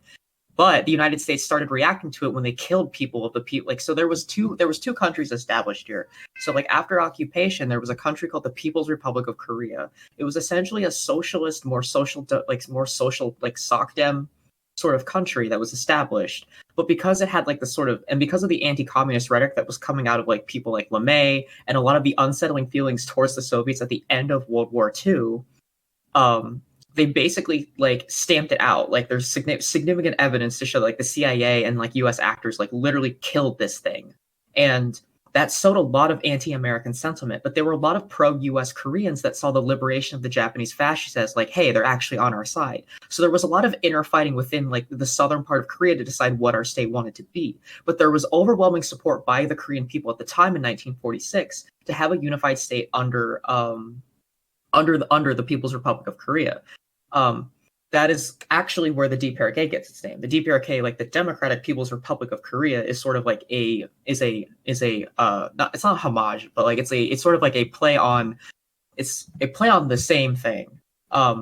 And so that was the idea that the Korean is a People's Republic, and it was always meant to and always wanted to be. Yeah. The line was not meant to be permanent. Yeah, exactly. And so, and what I'm saying is like, even though that gave credence for Stalin and Mao to do things, that's not exactly how that happened. Like there was a lot of like I would like, we like to think that this was like a strategically planned thing by so many people, but it was kind of really aloof and just kind of like done extremely poorly on all sides.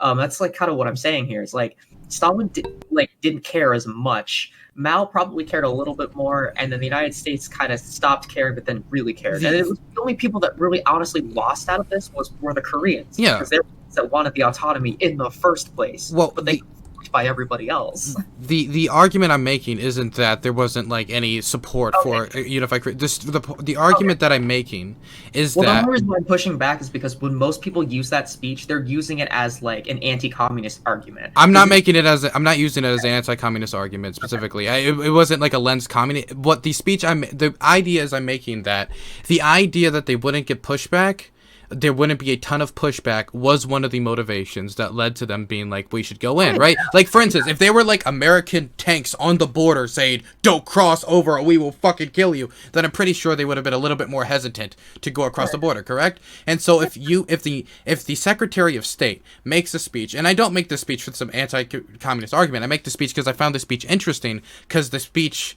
was just a dumb fucking speech. I don't think the speech was a good speech. Okay, cool. Sorry. I don't think the speech is good or anything because of any communist blah blah blah blah. I think it was dumb because it specifically kind of left Korea kind of murky on like what our stance was.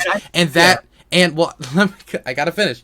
And that murkiness, I think all war, in my opinion, is human error. It is either overestimating your enemy, overestimating yourself, underestimating something, or some shit like that. I think a lot of war is human error, right? And this is one of these instances where I think it was, where the murkiness of the U.S. position and an overestimation of an underestimation of how they would respond, combined with what was going on within the South, and kind of like Mao and Stalin kind of sitting back and being like, here's some tanks, here's some guns, we're gonna fucking chill, led to what eventually happened there, right? Which wasn't the perfectly planned invasion that like anybody would have dreamed of. And that, though, with that understanding of a murkiness on the U.S. position, no American and no Korean leader wants that murkiness to be the same. And so by the presence of U.S. troops in South Korea, they view it as a strong statement of, we are here, this is not murky. If there is a military incursion by the North, there will be a response from America on this. They did want to make that position extremely clear because the murkiness of that position helped lead to the Korean Civil War from 1950 to 1953. Right, and so like my pushback to the speech isn't necessarily trying to say like, so a little bit was it because like every time I hear the speech, I wasn't trying to like be super antagonistic, but every time I hear that speech brought up when I'm talking about Korean history, it's always anti-communist. It was more like I was doing that as more anti-American, if anything, because I was criticizing the Americans for not making their position clear, which led to. Sorry to joke on. I hate that speech so much. I love you, Dylan. I hate the speech too. I think it's a dumb speech because like if you're just like, we're gonna have a vote on Korea, on arms and all this. Let me not mention Korea whatsoever. Also, let me make sure the position is extremely murky. Is this a thing where we just had a war here? No, let me make sure it's extremely smudgy. Let me smudge this as much as possible. It's the dumbest fucking speech. My favorite thing is how they drew the 30th parallel. They were just like, all right, bring out a map. Just like this is how it's always done. It's like this is like the fucking Etch-it sketching all of Africa. Yeah. Also.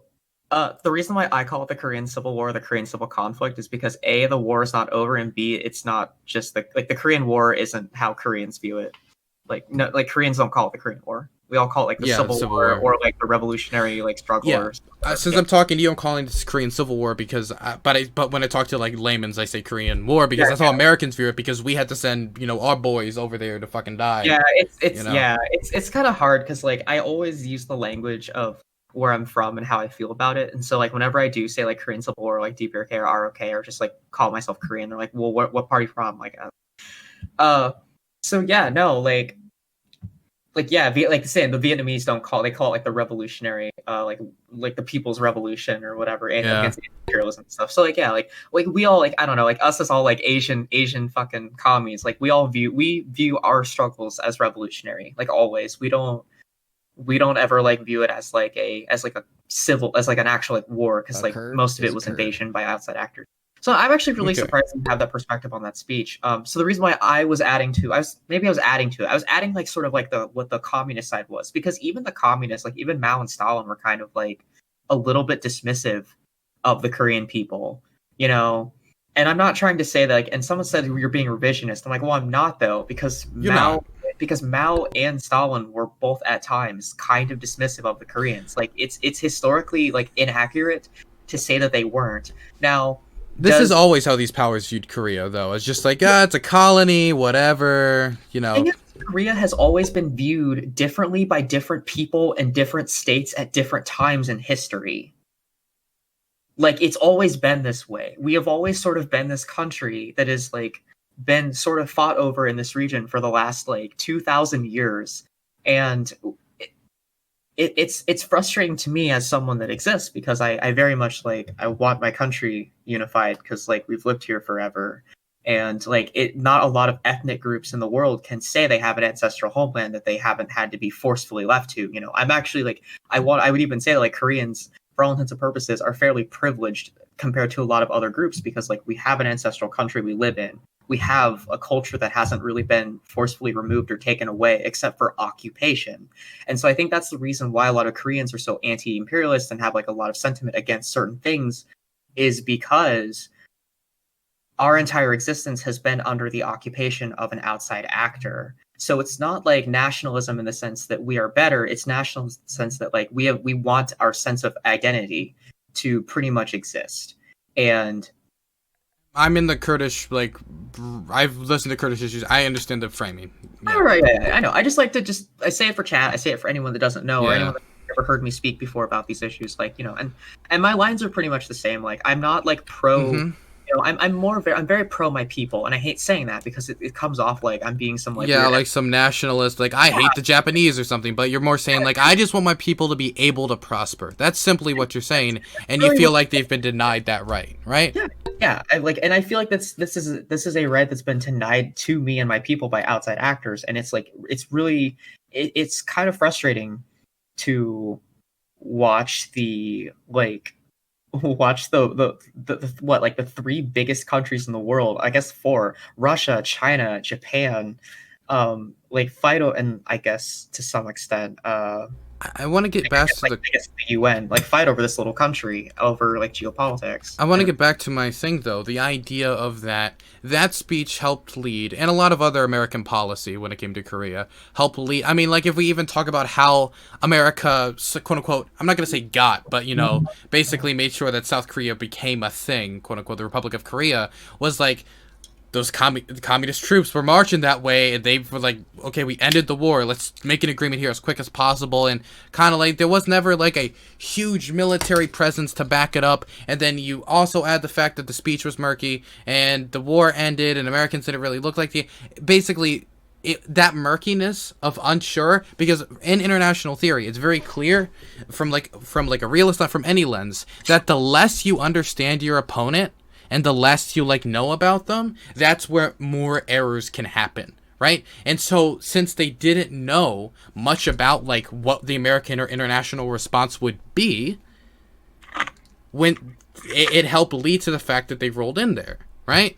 Because they didn't expect America or the international world to be like, okay, let's do a police mission. And not to mention the fact that the conditions were very, very strange, because the Soviet Union was boycotting the United Nations Security Council because Taiwan was put on the UN Security Council instead of the PRC, because the international community recognized Taiwan. So it was the perfect conditions to lead to that disaster. And so when we talk about a modern presence in Korea, those troops erase all uncertainty. And definitely when you talk about the North Korea, like if we roll into the North, we know we'd get a military response of some sort that would be deadly, catastrophic. And if the North rolls into the South, we know it'd be a disaster and catastrophic. All uncertainty about what would happen is gone. It is gone.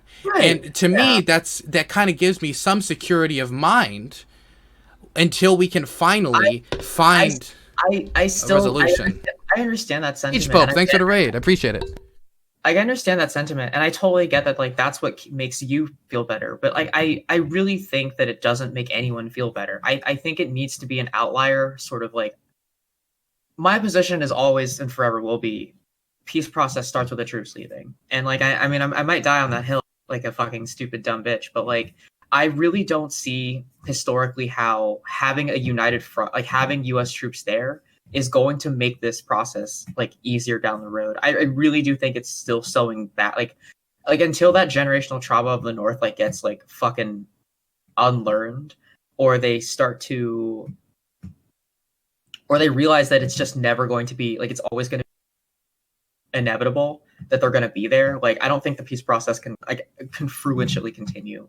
And I think that's going to be our only real disagreement. Like I don't and that's fine. Like, I don't see how like historically you can say, well, there's murkiness, so having troops makes it unmurky. Like if anything, like that's a sign of agitation. Like that it's like that's a sign of agitation. Well, I mean, well, I mean, we could look at other examples of like a good example would be northeastern Syria, which is a very recent example where the lack of U.S. troops made our position a lot more tenable, a lot less tenable, and eventually Turkey invaded. And the only difference there is we decided to just abandon the Kurds in that instance instead of backing them up like we did in Korea, right? Where that, while you could say that was some tension there, but those troops were actively preventing the expansion of the Syrian civil war. And in this case, I would try to make a similar proposal. But you talk about like American troops being able to like hurt the peace process, and I would say that that does make sense. The idea of a presence of a foreign power that DPRK see as an occupier in the other country, and then you're gonna always be like, well, I don't want to even negotiate with them because you're a puppet state. Let me negotiate with the big boys. Let me negotiate with Trump. I don't think they're a puppet state. Well, I'm not saying that's what you think. I'm saying that's kind of like somewhat of the mindset that actually, well, the DPRK is actually like, so like Kim Jong-un's sister like she's been talking more with like Moon's staff. Like a lot of the peace process was like actually done by her reaching out to like Moon's diplomatic staff. Like they've had conversations for like 6 months and they were going really well actually. I would agree. I agree with you until, of course, the blowing up of the liaison office. That was pretty. Yeah, of course. Like, yeah, of course. That was petty shit, and I'm like actually pretty upset. Like they did that. I understand. Can I ask you a question around this? I understand why they did it. Sure. Why so dramatic with it too? Like, can't they just be like, we're cutting off? Why blowing up the? It was a beautiful building. It looked kind of cool. It had this cool symbolism on it. Like, why the whole blow up thing? Why so far? I think the blowing up was sort of like I think it's posturing, and like that's sort of, this is like, so this is kind of what they do. Like I don't know, the DMZ is one of the most interesting places in the world because they basically just they posture back and forth. Did you ever hear about that DMZ story about the tree that was growing in front of the office in Parmesan or whatever, and they tried to cut it down and then they like put it back up or whatever? Is this story where somebody got like hurt or killed and like? Was it over the tree? I think there's some story about like somebody getting killed. There's this petty shit all the time where somebody got hurt or killed. I'm saying like all it is like that's the flagpole thing. Was that like? Yeah. The flagpole's being bigger and shit. Yeah. It's like two teenage boys like, no, mine's bigger. Yeah, dude, it's just petty shit. That's what I'm saying. Like it's really petty shit, and like I think that's like where whenever I see these things happening, I look at it and I'm like, dude, they're just posturing. Like whatever, I don't really care. Like it's fucking stupid. It's the Korean axe murderer incident it's referred to as. Is that what you're referring to? There's a bunch of them. There's like so many moments. There's a specific incident I wanted to talk to you about. An incident that's been bothering me for a while ever since I learned about it. It wasn't Kim Il Sung's tree. It was just a tree on the border. He personally planted. No, Kim Il Sung's spirit entered the tree and it rose.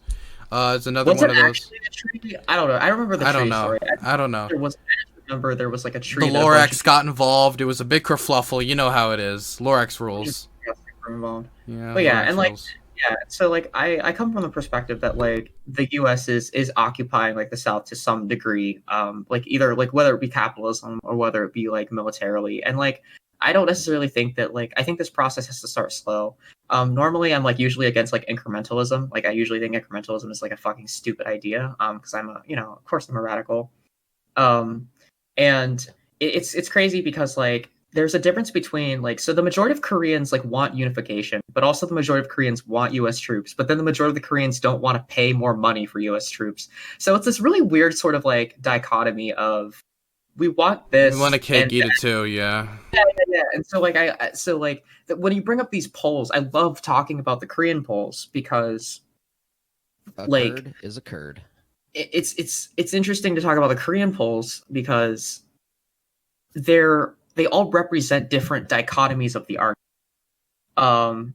So it's like a bunch of people still want the troops there because they believe that if the troops aren't there, bad things will happen, like you said, because of historical precedent. Because the South Koreans have that memory. So like you have generations of South Koreans that have that internal trauma of the North invaded.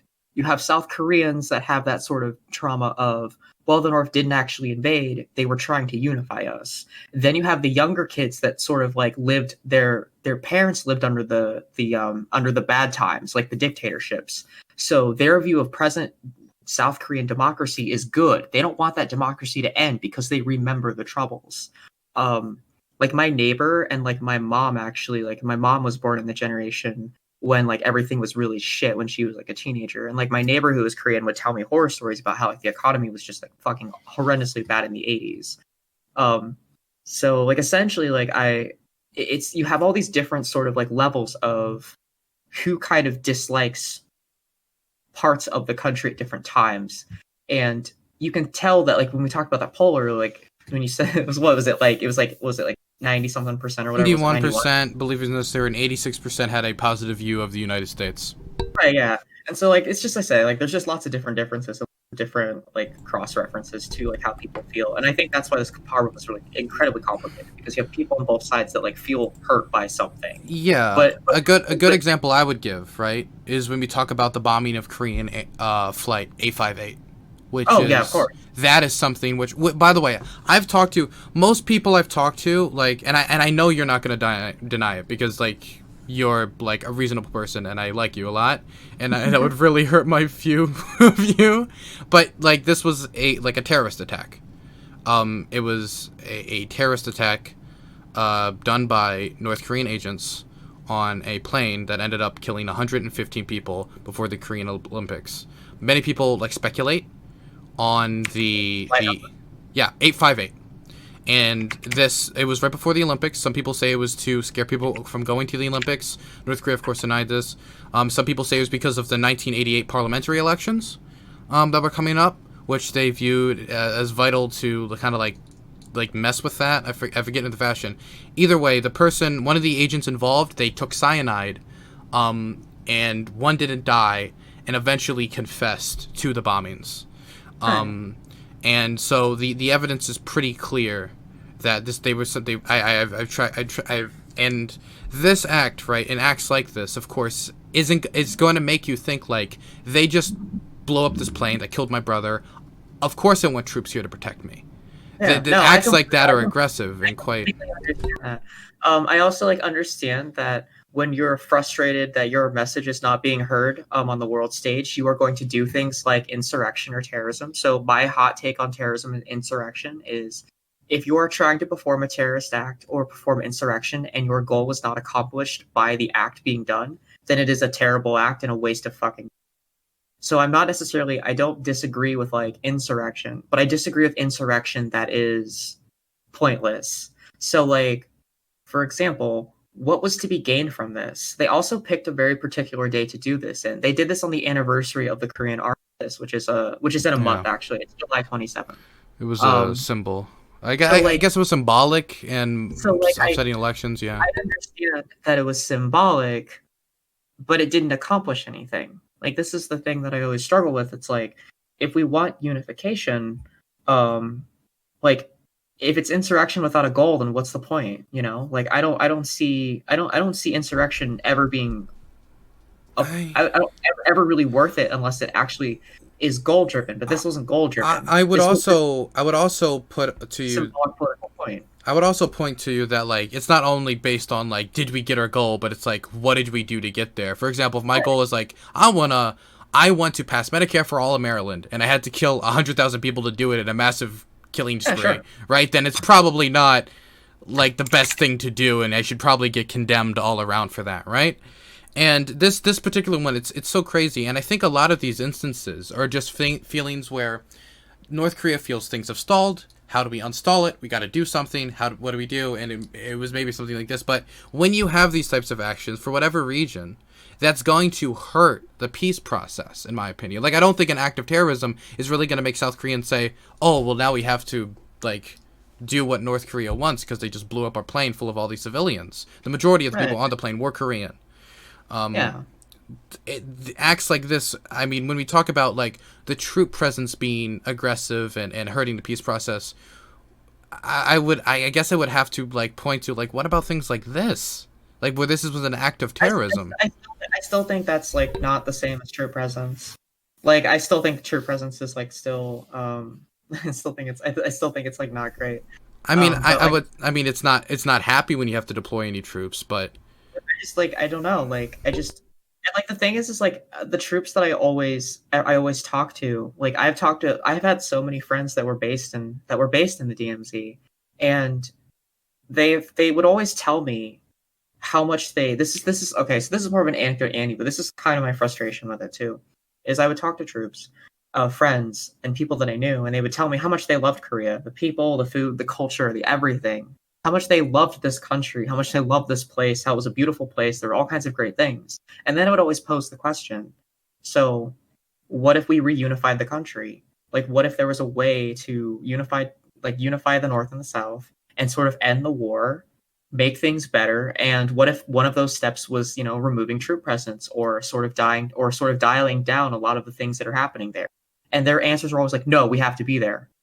It's like, it's scary. Like, everything is bad. I was like, I was like, well, you just said you love this country, but you don't want to do anything that will help further the process. Like, what if, you know, like, and every time one time I actually, so I had a friend that was based there, and I brought up, like, so what do you feel about protesters in the South that do not like the U.S. troop presence? Because there is a growing number of leftist groups within South Korea that are starting to, like, protest, agitate, and be frustrated with the current peace process and sort of what is happening. And I asked him, so what about the Korean people that are expressing their discontent for the United States military and its occupation? And he was like, oh, they're all just they're just DPRK plants. Like, they're just, you know, it's not real. They're paid protesters. And I'm like, so like, and this is the thing, like, every time I have conversations with U.S. servicemen that were based over there, I get nothing but two worlds. I get, we love your country, we respect your people. Holy shit, the ROK Marines are, like, harder than any other group we've ever met. And I get all this ridiculous praise of my people, my country, and everything. And then when I start asking them, like, basic questions about, like, hey, well, what if we try to do X, Y, and Z or whatever, they get really offensive, and they just start, like, saying all this, like, ridiculous fucking propaganda stuff. And, like, it's like, dude, the Koreans that are frustrated with some of the things the U.S. are doing are not paid protesters. Well, they're people expressing discontent. I would say that, number one, when you pick up a rifle in service of a country where you're saying, I'm putting my life on the line to die, being told by anybody that, like, your job, what you did was actually hurtful, is gonna, well, no, I'm not saying that's what you're saying, but that's how many could take it, right? The idea that American troop presence is part of the problem. They were a troop that were stationed there. You see, like, the line that could be drawn there? Yeah, I guess, but, like I said, like, if you as a U.S. serviceman cannot take criticism for what you do, then I don't know why you can't have that cognitive disconnect. Like, as someone who is, like, someone who was a dependent, like, when my dad was in the military, like, I mean, this is gonna sound fucking wild for everyone in chat, but, like, I come from a huge military family. Like, my entire, like, every male in my family and a good chunk of my family, I did too. Like, pretty much everyone in my family served in the U.S. military and civil service. So, like, I'm one of the few that has not. My family, I think, like, though, as it goes, like, my family has fought in every single war America has ever fought. We've been here since the first day, like, the country was, like, a thing. One meanie thing I wanted to say here. So my grandpa, actually, he fought in the Battle of the Bulge in the Ardean Forest, and he was a POW, and he was taken by the Nazis. I know this. You've told this on. Oh boy, this is yikums. Yeah. Dude, you're ready for my fucking yikes thing? I just want to do it for your chat, because it's gonna be Mimi. And so he was basically imprisoned by like, the Nazi pushback from the 3rd SS Panzer Division. I can't remember which one. He was in. I have to remember what his mortar battalion was, but he was in a specific mortar battalion in the army, and he was like a support company brigademan. And basically, his job was to hold the line And when the Germans pushed back, he got captured and he got put in a POW camp. I don't know which one, but incrementally, it was one that was liberated by the Soviet Union. So the only reason why I exist today is because of the fucking Soviets. So there's my meme. Wait, what about the Nazi thing? What Nazi thing? I could have... Oh, no, that was Demon Mama's story. About the Nazi flag in the attic or something? Oh, yeah. Yeah, I was thinking that's what you were about to say. No, that your grandpa was like a secret Nazi. No, my grandpa was a POW and was liberated by the Soviet Union. So Okay, that's a lot less yikers than what I thought you were about to tell me. For the fucking glorious Red Army, You pull down the Workers' Party flag, and it's like, here it is, and then I have to end stream. But So I think what I would have to get at, and this would probably be like the area that we disagree the most, is that when I look at the American troop presence in South Korea, I see it as something that is helping to actually protect from conflict, and something that the majority of the population is support of. Because my thing is I care a lot about what locals want. Like I like, for instance, you tell me like a lot of wars in the Middle East, I'll be able to tell you the polling data from what the locals thinks immediately. For instance, 56% of the population in a lot of area held by the SDF would rather live under ISIS than Bashar al-Assad. When we talk about how much they hate Bashar al-Assad, which is crazy statistic. Another funny statistic: 36% of Afghanis support American troops staying in the country, which is a crazy number to me. It's still, a plurality is against it at 46%. So like, data to me, like this type of stuff is important to guiding policy, because it can tell you how much pushback you can get and what the people want. Because I think a lot of times what the people want is pretty important. And when I say that that's the thing that's causing tension, and I look on the other side and I see, like, when talking about the modern history, the last 30 years of American diplomat, I see terror attacks, missile launches, and you can of course put that against military drills. But then of course the response there would be, well, that's in response to the missile tests and the terror attacks. Yeah. No, and like I said, I understand. Like, it's a lot of it's posturing. Some of it is incredibly political. Some of it is cultural, like trauma from both sides of occupation. Like, it's a lot of it also has to do with like the Japanese occupation as well. Like, a lot of the framework of how Koreans view occupation is from the Japanese. So there's this idea, okay, so like a lot of the reason why maybe a lot of the South is more forgiving of the United States is another thing historical. So a thing in Korea, and this is actually something that Parasite touched upon. So if anyone has watched the movie Parasite, it's a wonderful movie that talks about Korean history, the Japanese occupation and trauma. It's a good leftist film. So, I mean, everyone watch Parasite, won Best Picture. Fuck you guys. The other one, The Snow Train, what's it called? Snowpiercer. Snowpiercer, yeah. Wonderful movie.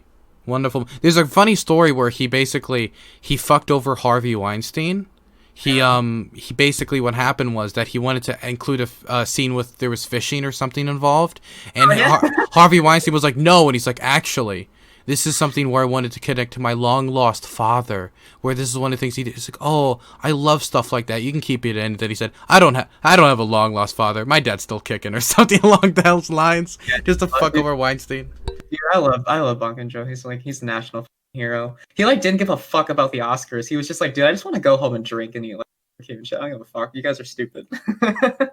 He's just doing the whole like Korean thing where he's just like, if I don't care about this, I just don't fuck. Like, I really just don't fucking care about it. Like, just please get me out of here. It's this like weird sort of like thing that I don't know. It's like a cultural thing we do a lot of times. Just like, I'm just gonna obfuscate every single feeling I have for you. So I'm gonna start doing that on streams. And I'm just gonna say, yeah, I don't really care. Just to fuck with everyone. I'm just kidding. Yeah, to answer, I just want to answer one thing in chat. Everyone keeps saying that I'm like saying I'm pro-terrorism. No, I'm not pro-terrorism. Holy shit, guys, come on. I like insurrection.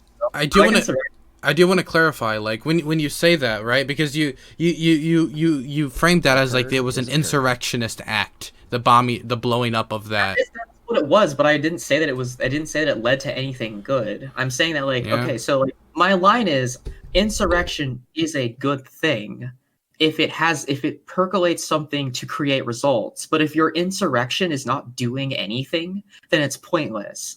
Like, there is a there's actually a really good argument about like anarchism and terrorism and sort of like the Marxist response to it. I think like Bad Empanada did a really good video about that. If anyone wants to learn more about like what I mean by the definition of insurrection and like sort of these things. But anyway, fuck, I forgot what I was gonna say because I want to answer fucking chat. We're gonna say that everybody should Twitch Prime sub to DylanBurnsTV. Yeah, everyone should Twitch Prime sub to Dylan. So I probably am gonna go in like 15 minutes. So if there's any like fun things we want to like wrap up before I leave here. Okay. But anyway, I really like Dylan. Actually, like like I make fun of Dylan for being like super pro Dylan 776, pro America, pro CIA shill.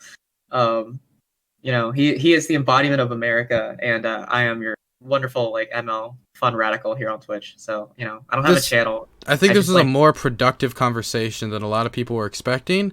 And would you say this is one of the more productive conversations you've had with somebody who likes more like... You actually know your stuff, and like that's what's frustrating is like I love to talk about Korea. I love to talk about like Asian politics and communism within the framework of being a Marxist Leninist and like how I feel about like things. Like obviously there's like probably more radical things I'd like to say, but I don't really want to just yell them because that doesn't help the conversation. I do think that incremental progress. I have those as well. Trust me. Yeah, don't worry. I do think incremental progress is going to be the best thing at this time. Now, if the material conditions change, so like if something changes within China or the DPRK or the ROK, then maybe a radical revolution might need to happen. I don't know. I can see the thing. What's difficult about talking about solutions to radical politics is most of the time when Marxist Leninists and just like a lot of communists in general, when we talk about what is possible, we look at historical examples of things that have happened, what was good and what was bad, and then materially, what are we working with now? Like, what can we do to sort of even out the ballpark? Like, what can we do to like push things along, whether you're like into accelerationism or whether you're into more incremental change like social democrats, or whether you're more into like professional revolutionary change like Marxist Leninists. It just depends on like or hard line insurrection if you're like a Maoist or like an IRA Maoist or like an IRA level Marxist. So like depending on your tendency and depending on like where you are politically in the world materially is sort of what envelops your worldview of how you want to view like radical leftist policy. So that's like my good summary of how I view it. I'm an ML, so like I'm for professional revolutionaries, insurrection, all the fun stuff. Just it depends on like how we do it, where we're at. I believe in like liberation and self-determination for people. So like free Palestine, free Korea. China wants like China does imperialistic things sometimes. But like I don't think China is inherently like a bad state. I don't think any state is inherently bad. That's a weird thing to say. But the thing is like people like to draw hard lines at like state actors being bad or good, capitalist or non-capitalistic, imperialist or. And I think there's a lot of governments maybe like certain government like leaders or certain officials. I can say like I think John Bolton's bad, right? I can say that. I don't think America is bad. I think that's a weird thing to say. And my worldview is well, I think America is bad. There. Oh damn. But oh yeah, sorry. That's okay. I'll play you out with the national anthem. It's okay. All right, sure. All right.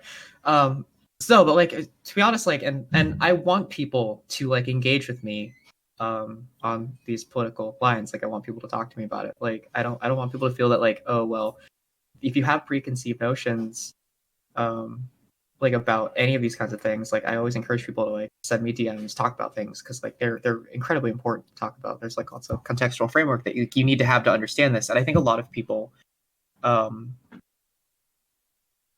don't know. Like it's just like a lot of people don't have that type of framework. Yeah, and like and like it's okay if you have like a different idea of shit. Like it's fine. Like I don't want to like I don't think anyone is like inherently like bad or anything. I just like I want people to be on my side always. Oh, of course, same here. I mean, at the end of the day, you will work for my CIA in the future. It's all good. Now, so it'll be the DIA, the Dylan Intelligence Agency. So. I'm like I said, like and the thing is like I've been a hardline ML since like 2014. Like this isn't something that I just like thought about overnight. This is always something that I've always inherently believed in. Like I read a lot of books, I know a lot of history. I thought talking to you would be really productive because you actually know foreign policy to like really well. I know foreign policy to a degree. It's something that I know Regional, yeah. I know history. So like most of my foreign policy knowledge is coming from learning about history and reading history and relearning stuff and like, oh shit, I know more things. So I'm getting better with foreign policy as I read. History is always my biggest thing. My favorite thing about ML thought is like historical materialism and how we examine history to sort of establish a framework of ideas that we can go forward, whether it's good or bad. I mean, talking about like uncomfortable events is important. I think a lot of people like to just like look at a conflict or look at like data. Like I think so this is my hot take. If you just like read a data sheet about a country on like Wikipedia to like assume this is what is good and bad, you're just not really giving a shit about the situation. I'm calling out Liz for posting cringe on the internet. Oh my god. The thing is, me and Liz are not that far apart, but I'm just so much more cordial than Liz, I guess. I don't know. No, cordial. Liz doesn't back it up. She like tries to do that thing where she's like, I'm gonna agitate communists. And I was like, dude, I piss off sock dems more than you piss off MLs. They just laugh at you. You guys like the sock dems genuinely get mad at me.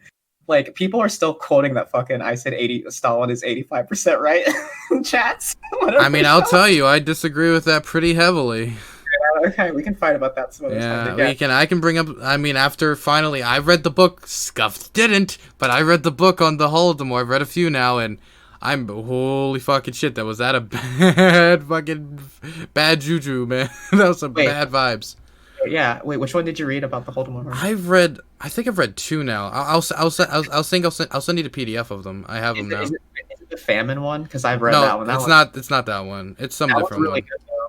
If you can send me that one too, but there's like specific government orders, and it's pretty. I mean, I think that the genocide case is pretty fucking strong. But we can talk about that a different day. That's a totally different discussion. I want to argue about that. I don't want to argue about that right now. And also, I don't think I want to debate genocide on my stream. I don't think that would. I don't want to talk about that. No, I like. I will never defend. I will never like defend what happened, but I will definitely say that like it's been completely overblown substantially by history, and it's really let's move on from that. I think it's not talked about enough, and the majority of Americans don't even know what happened. So I think it needs to be talked about more. Just like the Armenian genocide, and that should be talked about more too. No, the Armenian genocide's fucking crime. Dude, people don't even know about the fucking Rwanda. Most people don't know Rwanda genocide. Nobody. I remember once I was talking. This is my funniest. Hotel Rwanda in school. Okay, we watched. Okay, not kidding. We watched fucking Hotel Rwanda in school, and that was it. That was all we learned. Like, I remember being like, I watched it. I forget how old I was, but I watched it, and somebody fucked with me and told me, and that's Chicago.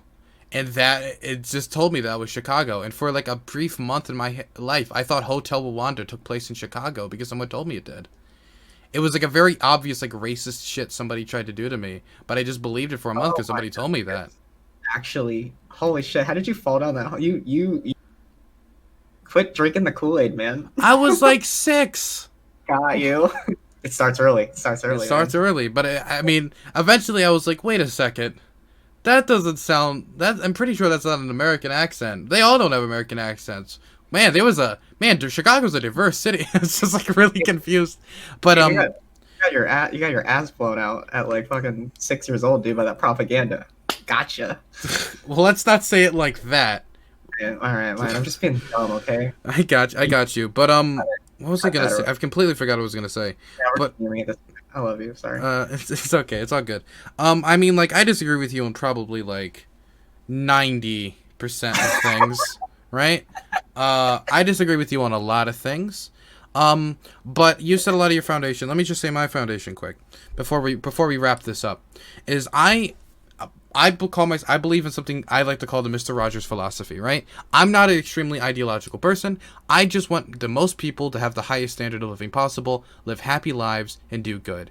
It's not really that complicated, and I've personally found that the system that I'm advocating for, which I guess you can say is closest to social democracy, but I also think worker co-ops are really cool, and like, it's weird. You can't really box yourself anywhere. I just think my system, right, helps the most people, and that's why I advocate for it. And when I make foreign policy decisions, it's in a similar manner.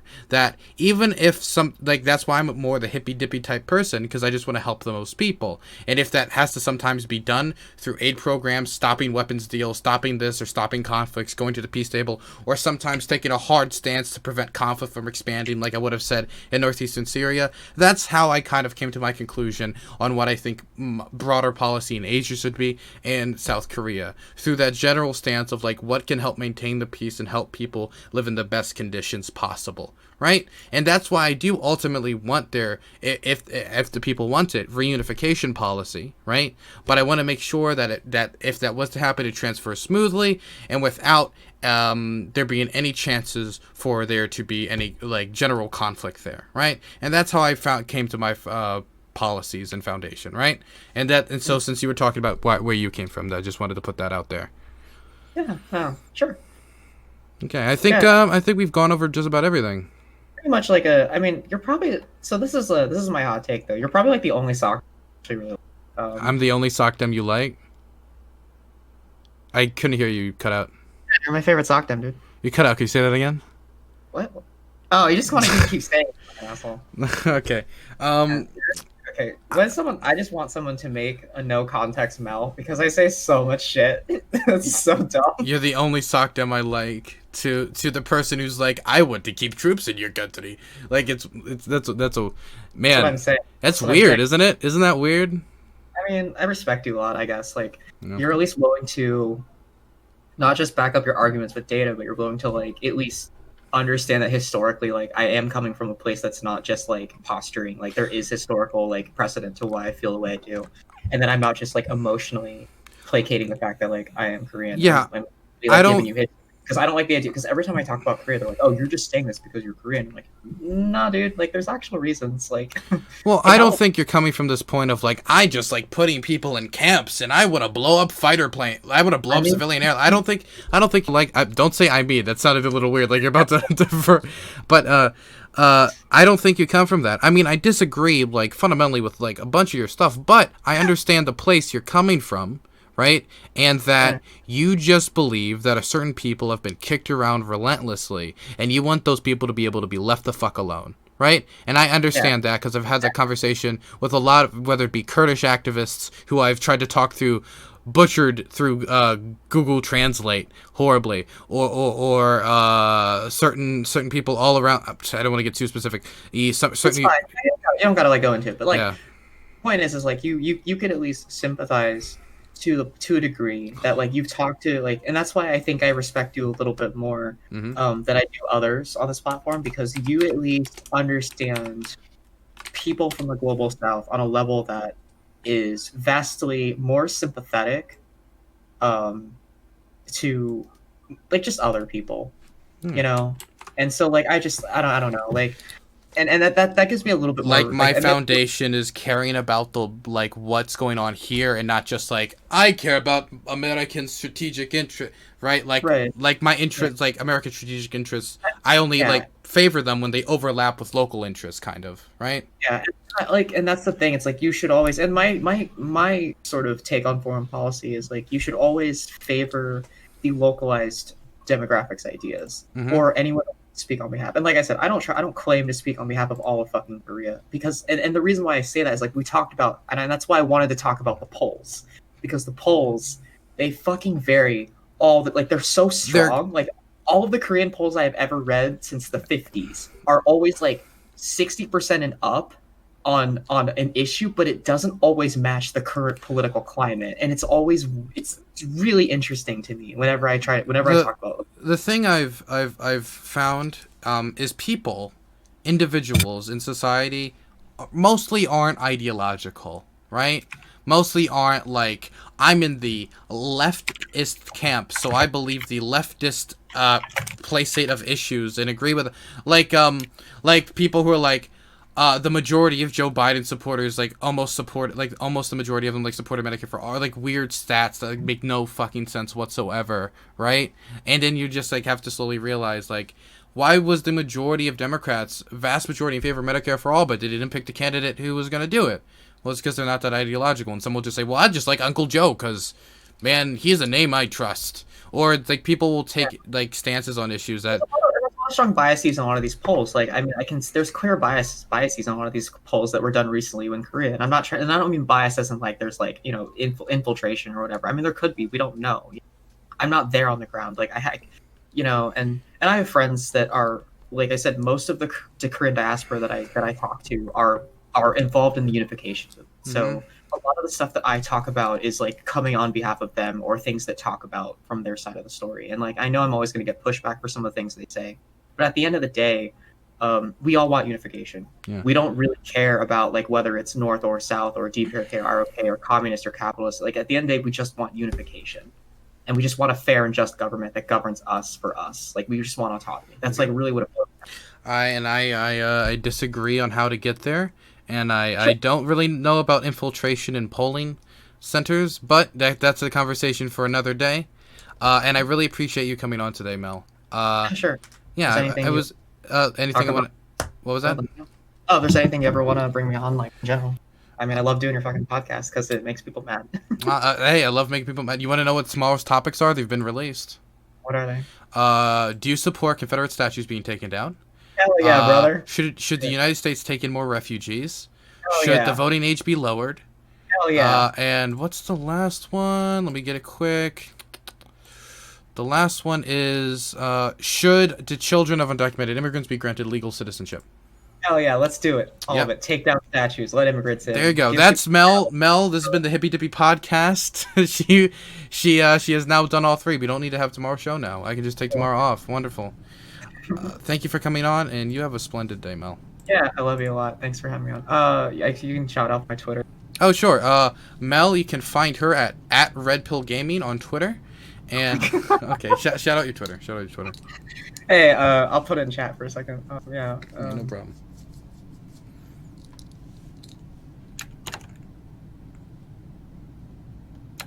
All right, here's my fun Twitter. I don't exhausting, but anyway, yeah, that's it. I appreciated you coming on.